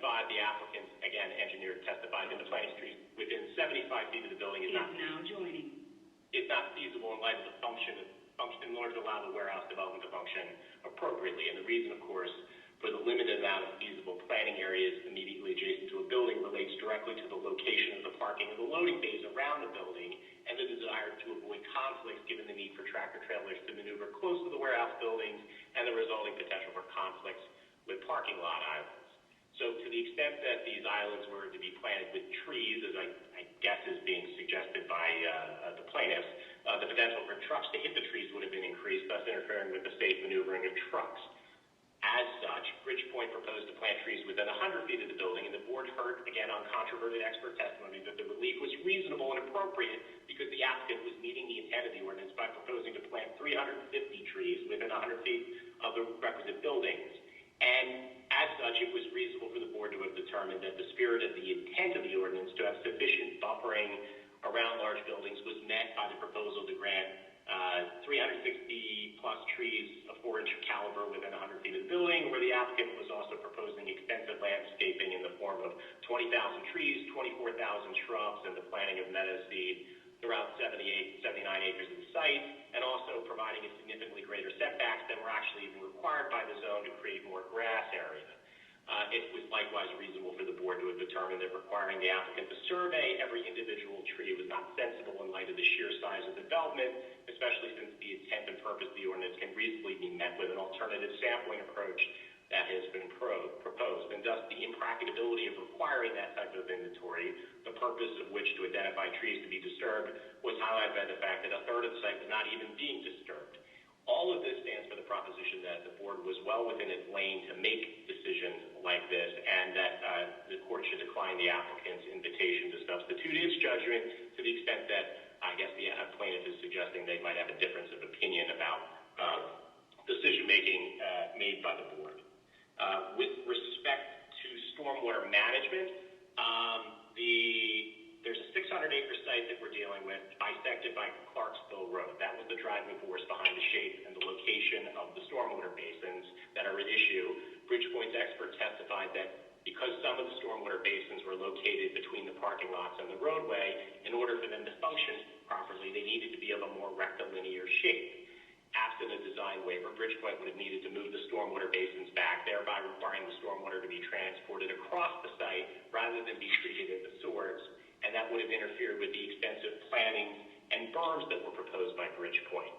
The board expressly found that the purpose of the criteria was to ensure stormwater management features blend naturally with surrounding landscape, and the location of the basins within a buffer area, the board determined, met with the intent of the criteria because it ensured that the buffer space dedicated for landscaping would not otherwise be occupied by stormwater basins. The board reasoned that the applicant was still creating a natural look for the rectangular-shaped basins and also designed the site to maintain a sufficient buffer area. In this regard, Bridgepoint's expert had explained that in order to give the rectilinear basins more natural look, Bridgepoint was proposing extensive plantings within the basins, which would still allow the basins to function properly while at the same time accomplishing the intent of the ordinance. It was further explained that the result of the plantings proposed, the basins would blend with the environment and essentially effectuate the purposes of a buffer, which was to provide a nice soft green edge to the perimeter of the development. Moreover, the required buffer from Clarksville Road to 75 feet was actually being exceeded because the front yard setback proposed was 100 feet, with proposed building setback another 134 feet from Clarksville Road. This area is being improved with a berm and extensive landscaping to provide essentially for a second buffer area. So the substantial substantial evidence supported the finding by the board that the applicant's plan was well within the aesthetic concerns of the ordinance, and the board granted the design waiver because it would not be sensible to require the applicant to modify the design, which the board noted exceeded all applicable requirements, to a potentially less effective one simply for the sake of complying with an ordinance intended to address aesthetic concerns where the applicant was in fact providing sufficient measures to accomplish the intent of the ordinance. With respect to submission waivers, real quick, I'll note that Mr. Simon has suggested that it was problematic for submission waivers to have been granted for a final drainage plan, a final soil erosion plan, and a final grading plan. However, what's lost in that assertion is the fact that the submission waivers concerned where you would be ordinarily required to submit such plans in conjunction with your preliminary application, and then when you come back later for a final application to submit the final plan. In this instance, Bridgepoint was submitting for preliminary and final at the same time. This is not to say that those plans were not submitted. They were. It's just that there were not two sets of plans, one preliminary and one final. There was one set of plans because it was the preliminary and final plan that was being submitted for consideration by the board. And then towards this end, the board has complete discretion. You don't even need to have a hearing on this to grant submission waivers for the reasons discussed in our trial brief, so to not unduly and needlessly burden a board with duplicative materials. Your Honor, we've been going for a while, and I think I've covered pretty much what I took notes on is what Mr. Simon took a great deal of exception with. I know there's other co-defendants that wish to be heard, so as to not belabor the issue. Of course, if Your Honor has questions, I'm happy to answer them, but otherwise we'll rely on our extensive trial brief and related submissions. Mr. Conrad, just one question. I mean, Mr. Simon's point on behalf of the plaintiffs was that, one is a 3-year-old ordinance, but that the number of loading bays permitted represented a legislative cap. If the number of loading bays is a straight product of loading bay times square footage, that the municipality made a determination that the warehousing size, even if it's permitted use, should be no greater than, the number of loading bays permitted times 5,000. How do you respond to, granted, you might need more loading bays for a larger warehouse facility, but the number of loading bays permitted constitute the municipality's determination of how big of a warehouse facility there should be.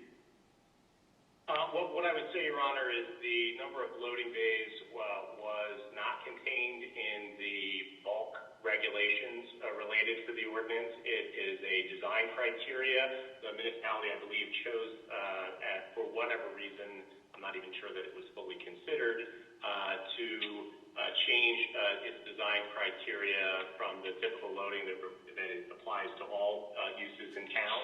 And I guess the last point I'd make, Your Honor, is that the board was well within its discretion under the municipal land use law to consider the application of the design criteria. I might speculate that it's possible that the Township Council didn't go so far as to impose a specific bulk requirements, the number of loading bays allowed, because they wanted to leave a certain amount of discretion to the planning board in terms of what might be proposed as the permitted use of the site. I think on the one hand, the settlement agreement that preceded the process, certainly suggests that there was going to be a substantial warehouse project at issue here. But I will note that the ordinance that was adopted does permit a great number of uses, and it wasn't an absolute guarantee that the application that was going to come forward by the whoever would be the ground lessor of the site or the property owner was necessarily going to be a warehouse project. But in this instance, it happened to be. And again, there was nothing inappropriate about an applicant asking for a board to consider a design waiver or a board undertaking an analysis of the design waiver. And again, for all the reasons that we previously covered, I think the board was well within its lane to have determined to grant the design waiver. There's certainly factual and other testimony that supported it, uncontroverted expert testimony. And ultimately, the board's decision cannot cannot be said to be arbitrary, capricious, or unreasonable. Certainly, it was a valid decision, duly exercised, and reasonable, where we would respectfully submit contrary to the plaintiff's invitation, not subject to a court or an appellate process substituting a judge. I'm sorry, Mr. Troutman, this is not a movie theater. If you're eating lunch, everyone should have their devices muted. I don't need to hear the papers rustling. Please mute your device if you're not attorney of record. SMK, I believe it was you. Thank you, Mr. Troutman. I'm sorry for the interruption, sir. That's okay, Your Honor. I think I've probably spoken enough on that topic. Thank you. And I'm sorry, Mr. Troutman, as between Mr. DeSimone and Ms. Bailey, I forget who Mr. Troutman said was going next. So, again, I defer to counsel on that. Your Honor, I'll go next, and it's Martina Bailey on behalf of West Windsor Township. Good morning, ma'am. Your Honor, there was nothing arbitrary and capricious or unreasonable about West Windsor Planning Board's approval of the Bridgepoint project. This was an extraordinarily well-planned, thought-out, and highly engineered project. It goes back 2, even 3 years prior to the settlement agreement. West Windsor and the Affordable Housing, which contemplated this project, which contemplated the PCD district, which resulted from that settlement, which contemplated the Bridgepoint project and made it possible. And that was 2 years ago, and the plaintiffs have tried to challenge the ordinance and failed. So here we are, challenging the board's approval at this point. This project is highly vetted. By the time it arrived before the planning board, there had been multiple technical review committee meetings with township staff, with the engineers, with highly experienced engineers of the applicant, who is a very, very experienced operator of these types of facilities all over the U.S. And so by the time this reached the planning board, really nothing was left to chance. I'm sorry, Ms. Bailey.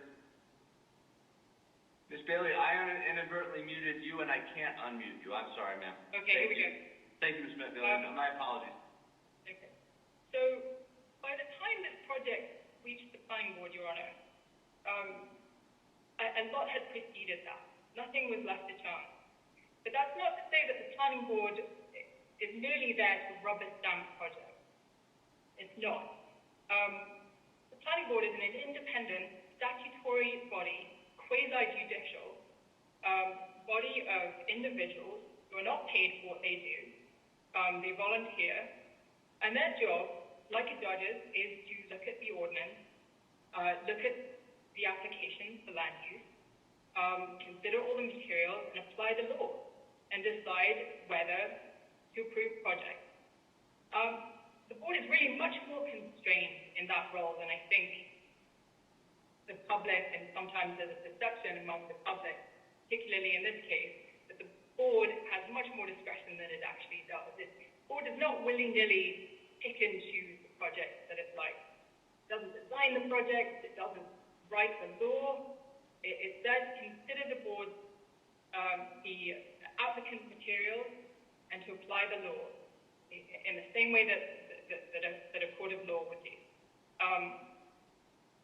This was not an easy application for this board, given the sheer size and the complexity of issues involved. There was a lot for the board to consider. And not just that, there was a huge amount of very vocal, very public opposition to this project. The board members went to the hearings and were confronted with many citizens of West Windsor who attended the meetings, who voiced those concerns. Very, very impassioned voices, sometimes angry, sometimes concerned. The board consists of residents, neighbors, friends in West Windsor, and, Your Honor, many of the board members felt those concerns very, very deeply. So that was not an easy thing for the board to have to confront at the same time that it had to do its job, which was to apply the law on the basis of the record. Now, boards are not allowed to make decisions based on public opinion. That would be arbitrary and capricious. And that is essentially what the plaintiffs are asking this board to do here. As you know, and as Mr. Troutner outlined, the standard is very well set. The only real question for this court is whether the board would reasonably have reached its decision on the basis of the record. And a decision that is supported by substantial evidence and if it correctly applies the law really shouldn't be disturbed. That's what the case law tells us. Your Honor, this board's approval of the Bridgepoint project was substantially supported by the evidence, by testimony, by the application materials, and the board correctly applied the law with respect to waivers and site ordinance standards and subdivision standards. So, with respect, plaintiffs haven't come even close to overcoming the very, very high bar of showing that there was a clear abuse of discretion. And that's what this court would have to find in order for this board decision to be overturned. And they haven't come close to showing that that's the case. And Your Honor, all you have to do is read the resolution. It's all right there. This was a no-variance application, and that's important. There is a decided view among some courts that a no-variance application is entitled to approval as a matter of law. In this case, there were some waivers, which opened up, an area of consideration for this board that I'll get into in a second. As Mr. Troutner emphasized, the warehouse and distribution centers are not restricted in the PCD. They are encouraged. There was an extensive hearing here, 5 meetings, 10 subject matter experts, including the applicants, very, very experienced engineering firm, acoustical experts, landscape architects, and an architect. The municipal staff, the engineers, all testified at the hearing and virtually agreed. Township staff, with a few exceptions, agreed with the testimony of the applicant. And the exceptions were what was worked out by the board in conditions of approval and in other ways. The whole meeting was devoted to the public and the public's ability to comment. And it's interesting to me that not a single member of the public sought to retain a witness, an expert witness, to provide any counter testimony. So there really was no conflicting testimony for the board to consider in this matter. I'll just address briefly the substantive challenges of the plaintiff, which I sort of think fall into 2 buckets: evidentiary challenges and procedural. And I'll start with the waivers, just a comment about the function of waivers. Waivers I think you could think of as the tool, the mechanism within land use law that really facilitates and makes projects possible, unlike waivers. And that is to say, I think it's important to understand that waivers are there because a township ordinance cannot possibly contemplate every configuration and site plan design. And applicants don't design their projects around town ordinances. There's invariably a disparity between what an applicant wants and what the township standards say, particularly where you have inflexible standards that result in exact numbers of parking spaces, exact numbers of loading docks, which we have in this case. The need for waivers is virtually guaranteed in a major site plan, major subdivision projects such as Bridgepoint. And the fact that we had many, in this case 14, not at all unusual given the size and scale. I don't think I've seen a single major site plan application that hasn't involved, several waivers and sometimes quite a long list. Variances are very different. Variances are there really to ensure consistency and uniformity. And boards have to be very careful about granting variances because that's a legislative function, and a departure from a variance is a higher standard. Mr. Simon conceded that he's not suggesting, at least today, that the C1 hardship standard for a variance applies to waivers, although I think his brief really was replete with arguments that suggested, and I think the implication is that a hardship standard is supposed to apply to waivers. It really does not, Your Honor. And I don't think the case Commerce Center versus Howell Township, which is the only case plaintiffs cite in support of their argument, really helps in this understanding either. Because that was a case in which there were major site plan issues. That case really turned on a problem with the traffic ingress and egress that the board concluded was not safe, and they weren't satisfied with the testimony by the traffic engineer in that case. The waivers and the consideration of the waivers was almost an afterthought, the way that the court addressed them. And the board ultimately wasn't convinced by the testimony of the applicant's planner in that case. That's not the case in Bridgepoint. We had very, very extensive testimony, and the board considered all of it and based its consideration of the waivers on that testimony. So, the plaintiff's reliance on the Monmouth case, I think, is misguided, and it's not helpful for this court to think about the way that the Windsor Planning Board thought about the waivers.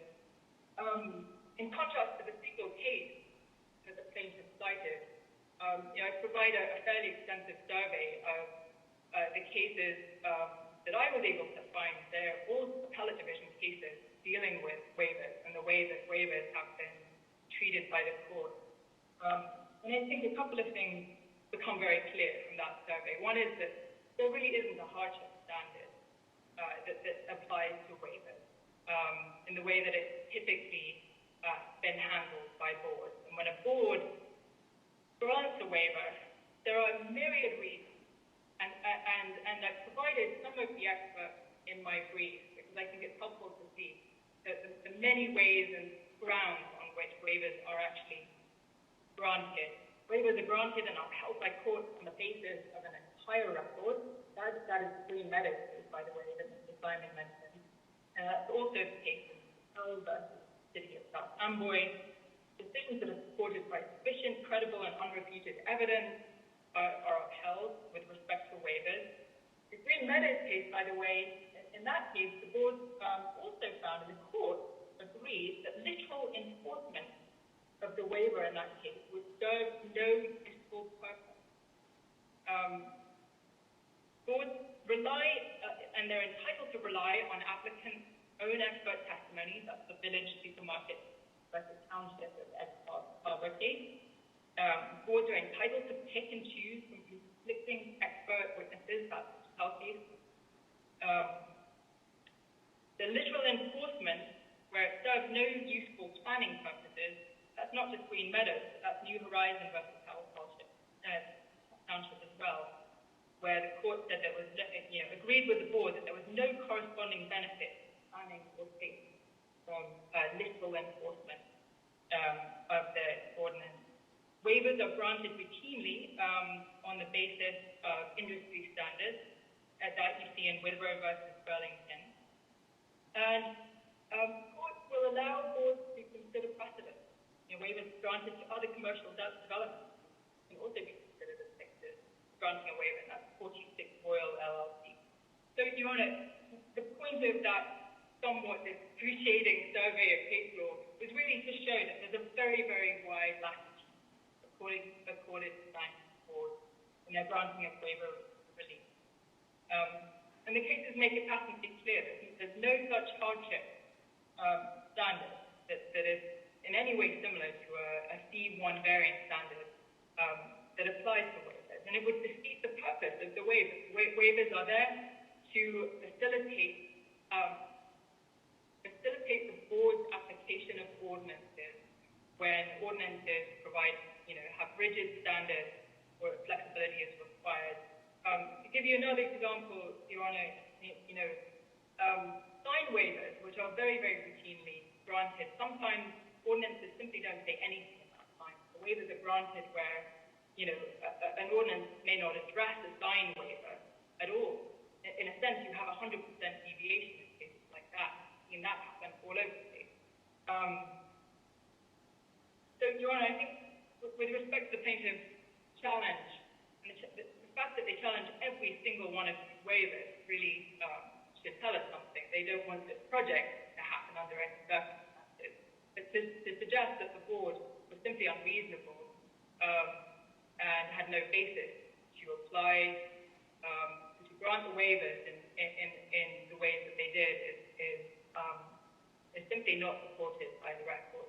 I'll just briefly address a couple of other substantive issues. The other evidentiary challenges that the plaintiff made.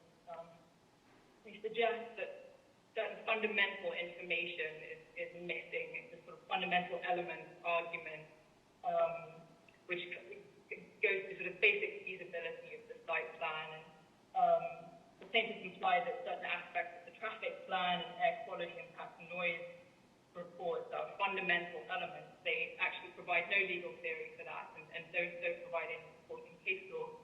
We cite two appellate division cases, Dana versus Washington Township Planning Board. In that case, the application wasn't deemed complete, and that was the issue.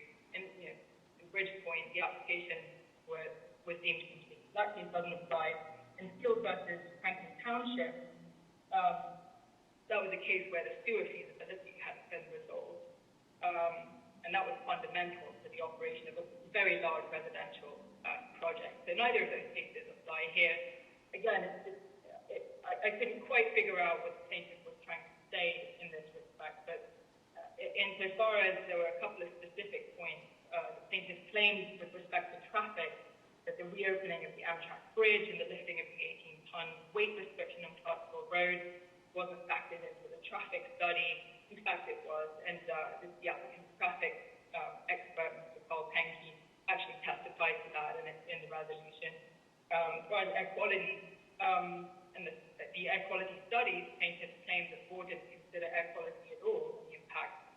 In fact, it did, and quite extensively, and went above and beyond what I think was required under the municipal land law and local ordinance, which is that the applicant actually submitted an air quality report. It was considered by the township's landscape architect, who had no issues with it. And in fact, the board imposed a condition of approval that the applicant would continue to monitor the air quality, both post-construction and then post-operation, providing a baseline. And so providing above and beyond what is actually required. The reasons that should be obvious, air quality and environmental issues are largely preempted by other state agencies. They're also very difficult to execute meaningfully. Nevertheless, the board considered it quite thoroughly in this case. And finally, the noise, and the plaintiff claimed that because of the conditions with respect to monitoring noise, which has the applicant, the township is permitted to test the noise level post-operation to ensure continued compliance. The plaintiff suggests that somehow means that the noise issues were not resolved. That's not the case at all. In fact, the applicant's acoustical expert testified that with respect to phase one, the noise levels were not an issue, and they were well below actually the ordinance standard. With respect to phase two, a wall was going to be constructed and installed, which, based on the way these walls work, would reduce the noise below the ordinance threshold. And the board, of course, is allowed to condition its approval on other government agencies. That certainly doesn't go to fundamental elements, which is what the plaintiff would have the court believe. As far as net opinion, Your Honor, the plaintiff claimed that the board's findings of fact and conclusions of law were nothing more than net opinion,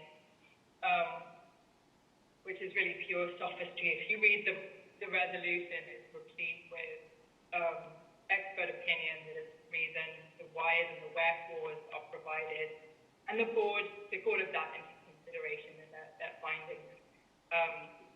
And quite thoroughly, the plaintiff referred sort of the net opinion of the board. I think there's some confusion as to whose opinion we're even talking about here. It's the expert opinions that matter, not the board. Plaintiffs deem every projection, pretty much by the applicant's expert witnesses, as net opinion, and therefore somehow fatally flawed. But the fact is, all impact studies are projections. They're based on data, robust industry data, observational data, and other data which are used to produce a model, and projections are based on, on that information, and that's perfectly acceptable under the municipal land use law. That section 50A permits estimates to be part of the site plan application process. So in short, every single finding by the board is supported by factual evidence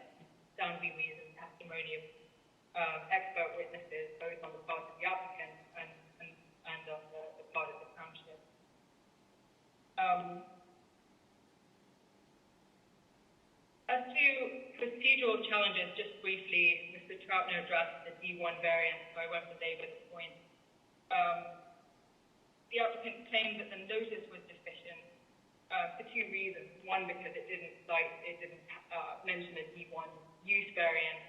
I won't go over that, but our position is a D1 variant is clearly not required in this case. And the other deficiency was in not providing a location and a time to accept and evacuate materials. And in fact, the notice provided two ways in which the public could inspect materials, one of which would provided 24-hour access via the municipal website. And the second way was to contact the applicant's counsel via telephone, by email, and his office address was listed in the notice, all of which really was intended to make access easier. And the reason was simply that because the municipal building was under construction, there was a fair bit of chaos going on, which involved closing off sections of the building. All of the land use applicants during the period were treated the same way with respect to access to materials. And Your Honor, the township wasn't aware that anybody was deprived of access as a practical matter. Finally, I'll address the 10-year vesting point because plaintiffs raised that in their reply brief, so we didn't have a chance to address that. The plaintiff cited in that case, and they're challenging the 10-year vesting on the basis of an appellate division case, Friends of Gladstone versus Borough of PPAC, Gladstone Land Use Board. In that case, the 10-year vesting was granted for preliminary approval, and the court held that it was terminated by operation of law upon final approval under NJSA 4055. Ben Finkelstein. Is now exited. That case doesn't apply for two reasons.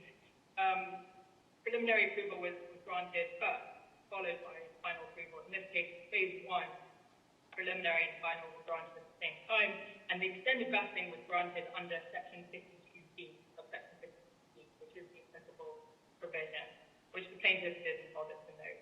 So I think that's fairly clear, and I don't need to say more about that. Your Honor, that's about it from me. For the foregoing reasons, we ask the court to dismiss plaintiff's complaint, counts 6 to 8 of their complaint with prejudice. Thank you so much, Ms. Bailey. Mr. DeSimone. Well, Your Honor, thank you. It's been a long argument. I'm third or fourth, depending on your point of view. Last, certainly. I'm going to incorporate, by reference, all of our arguments set forth in our moving brief. I also express Clarksville's agreement with the argument advanced by Bridgepoint, the Township of West Windsor, and Board. And rather than reiterating some of these arguments, I'm going to do things a little differently. I'm going to have some themes I want to discuss. Before I get to that, though, I would like to object to the extent that the plaintiffs are making arguments that they did not brief and or plead. There has been some of that during argument today, such as the claim that they're supposed to have bulk variance needed. So we would ask the court to disregard anything that wasn't pled or previously briefed. But as far as this case has always been about the plaintiff's desire to see the subject property either not be developed or developed differently in a manner of plaintiff's choosing. Plaintiffs disagree with the wisdom of the township, the board, the various professionals who testified on behalf of Bridgepoint, the professionals who testified on behalf of the board. Now plaintiffs are trying to get this court to disagree with the same stakeholders as well. But that, of course, is not the court's role. The underlying land use hearing and resulting approvals were thorough, supported with competent evidence, devoid of contrary evidence, and with the board's reasoning amply set forth in their 83-page resolution. And again, to restate, 83-page resolution, which is something I don't think I've ever said in any case. Faced with either wanting something else to be built or nothing at all, and the overwhelming weight of the record below, plaintiffs' arguments in this court are unconventional and creative, but lack in legal and evidential support. Co-defendants have amply driven home this point in their arguments today, and all defendants demonstrated this in their trial briefs. The MLUL vests zoning and planning decisions in the locality, and the township and the board have properly exercised their authority to get us to this moment. The court's role is to show deference to the board's planning decisions and not to substitute its judgment for the judgment of the board. In order to reverse the board, the court has to find that the board was arbitrary, capricious, and reasonable, which is a very high burden. I'm going to focus on 5 themes of these arguments. 3 are what I describe as big picture issues that deserve focus. The 4th is about the concept of general welfare, and the 5th is about preemption. I don't expect this will take very long. Issue 1, the big picture of the history. At this stage of the case, the plaintiffs are attacking the board's decision with respect to Bridgepoint's land use application. We should not lose sight of the bigger picture, however. The case is about a very large tract of land in West Windsor that is run down and abandoned, yet developed. The tract has received a lot of attention over the years, including from fair share housing and the courts.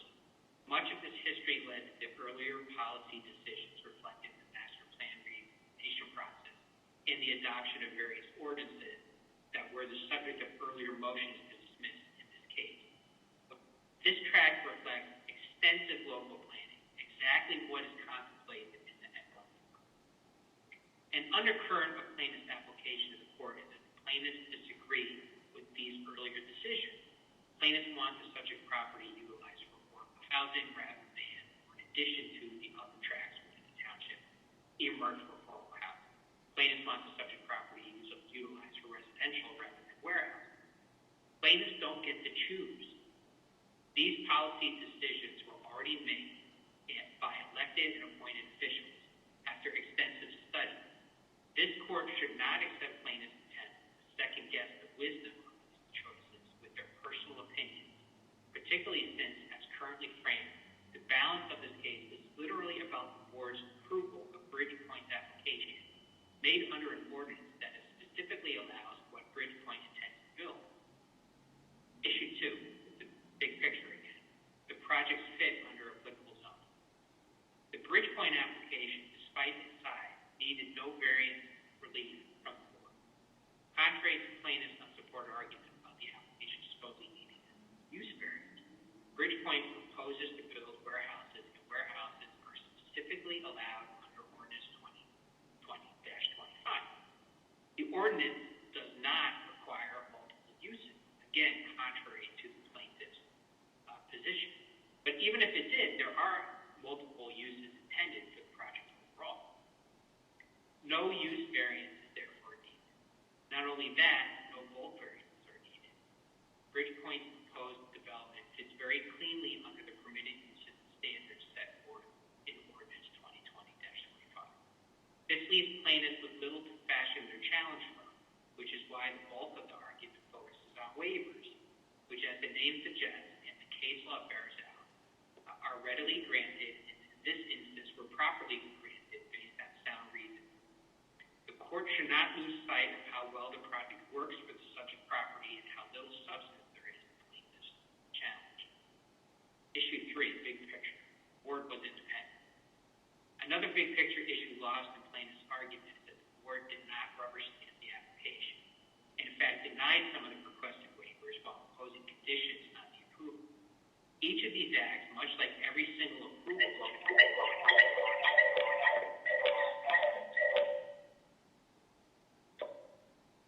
were well supported via evidence and explained in the resolution.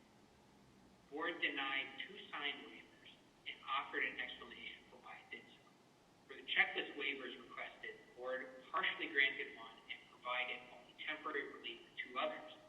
But again, with findings and explanation, the board imposed conditions of approval, such as the restriction for Clarksville Road eastbound truck turns and the prohibition on vertical development of Phase 1 warehouses without first obtaining the DOT access permit required to connect the master plan road to Route 1. Those are very significant conditions.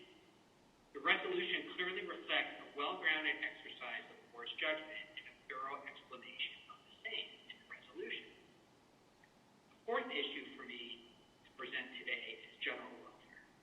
Without ever using the term general welfare, many of plaintiffs' arguments concerning what the board supposedly should have done do claim that the board had some sort of general welfare duty that it failed to properly discharge when considering the application. We see this where plaintiffs accuse the board of not considering or getting wrong various vague, poorly defined issues about claimed off-site truck movement and traffic pollution. Plaintiff's argument is that the board supposedly lacked evidence to make findings that it did. Of course, plaintiffs can only make these arguments because they ignore the wealth of the evidence before the board, and they keep their arguments very general in nature. It is black letter law that the board does not have general welfare powers. This absence of general welfare powers was driven home by multiple decisions, including the New Jersey Supreme Court in the Pizzle case. Land development ordinances must take into account the issues set forth in JSA 40:50D-38 and may consider -39. And thus the MLUL contemplates the board's review of those issues. None of the enumerated issues include policy-making choices like would cars be better than trucks, or would no vehicles be better still, as plaintiffs seem to suggest here. Plaintiffs' general welfare arguments are plainly contrary to the law and should be rejected by the court. And lastly, the preemption issue. This was touched upon by defense counsel. Plaintiffs' arguments concerning the claimed breadth of the board's responsibilities also strays into the areas that are in fact under the jurisdiction of elected officials or representatives or other governmental agencies or departments. Even if the board had the authority to consider these issues, which it does not, these other government entities would preempt them. The board has no authority to evaluate off-site air pollution, make policies about the types of vehicles permitted on the roads, make policy choices about whether some vehicles are better than others, and so on. These decisions are for elected officials, representatives, or before other regulatory bodies like the Department of Transportation and the Department of Environmental Protection. So in conclusion, Your Honor, the application received an extraordinary amount of attention by those who exercise their independent judgment and reasoning, relying upon competent evidence before them. There is no basis to find that the board was arbitrary and capricious in reasoning. The court should dismiss the complaint with prejudice and enter judgment for defendants. Thank you. Thank you so much, Mr. DeSimone. I just want to reiterate my gratitude to all counsel. I think I've never received a 3-ring binder as large as the one that Ms. Bailey sent to court. I didn't know they made them that large. And that was just actually a fraction of the record that is before me, and that counsel for all parties did a masterful job of digesting and focusing the court's attention on those aspects. So to all counsel, you have the court's gratitude, both for the quality of your presentations, your mastery of the record, and again, the comprehensiveness of the arguments. As all counsel knows, and this matter by this point, I do prefer to write, in this instance, perhaps even more than usual, one, as indicated by the 60 people other than counsel who have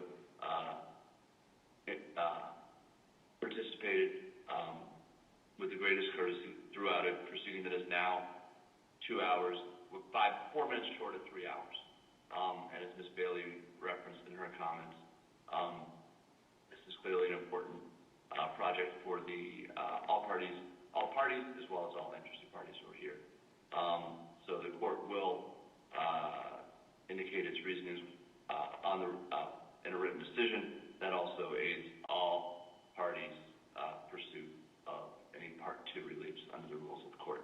So to all counsel, again, please accept my gratitude. For the quality of your advocacy and the courtesies you've shown one another as well as the court.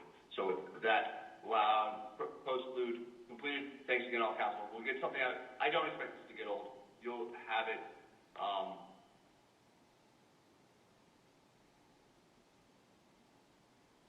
I don't want to put myself on calendar, but we should certainly have before the new year, okay?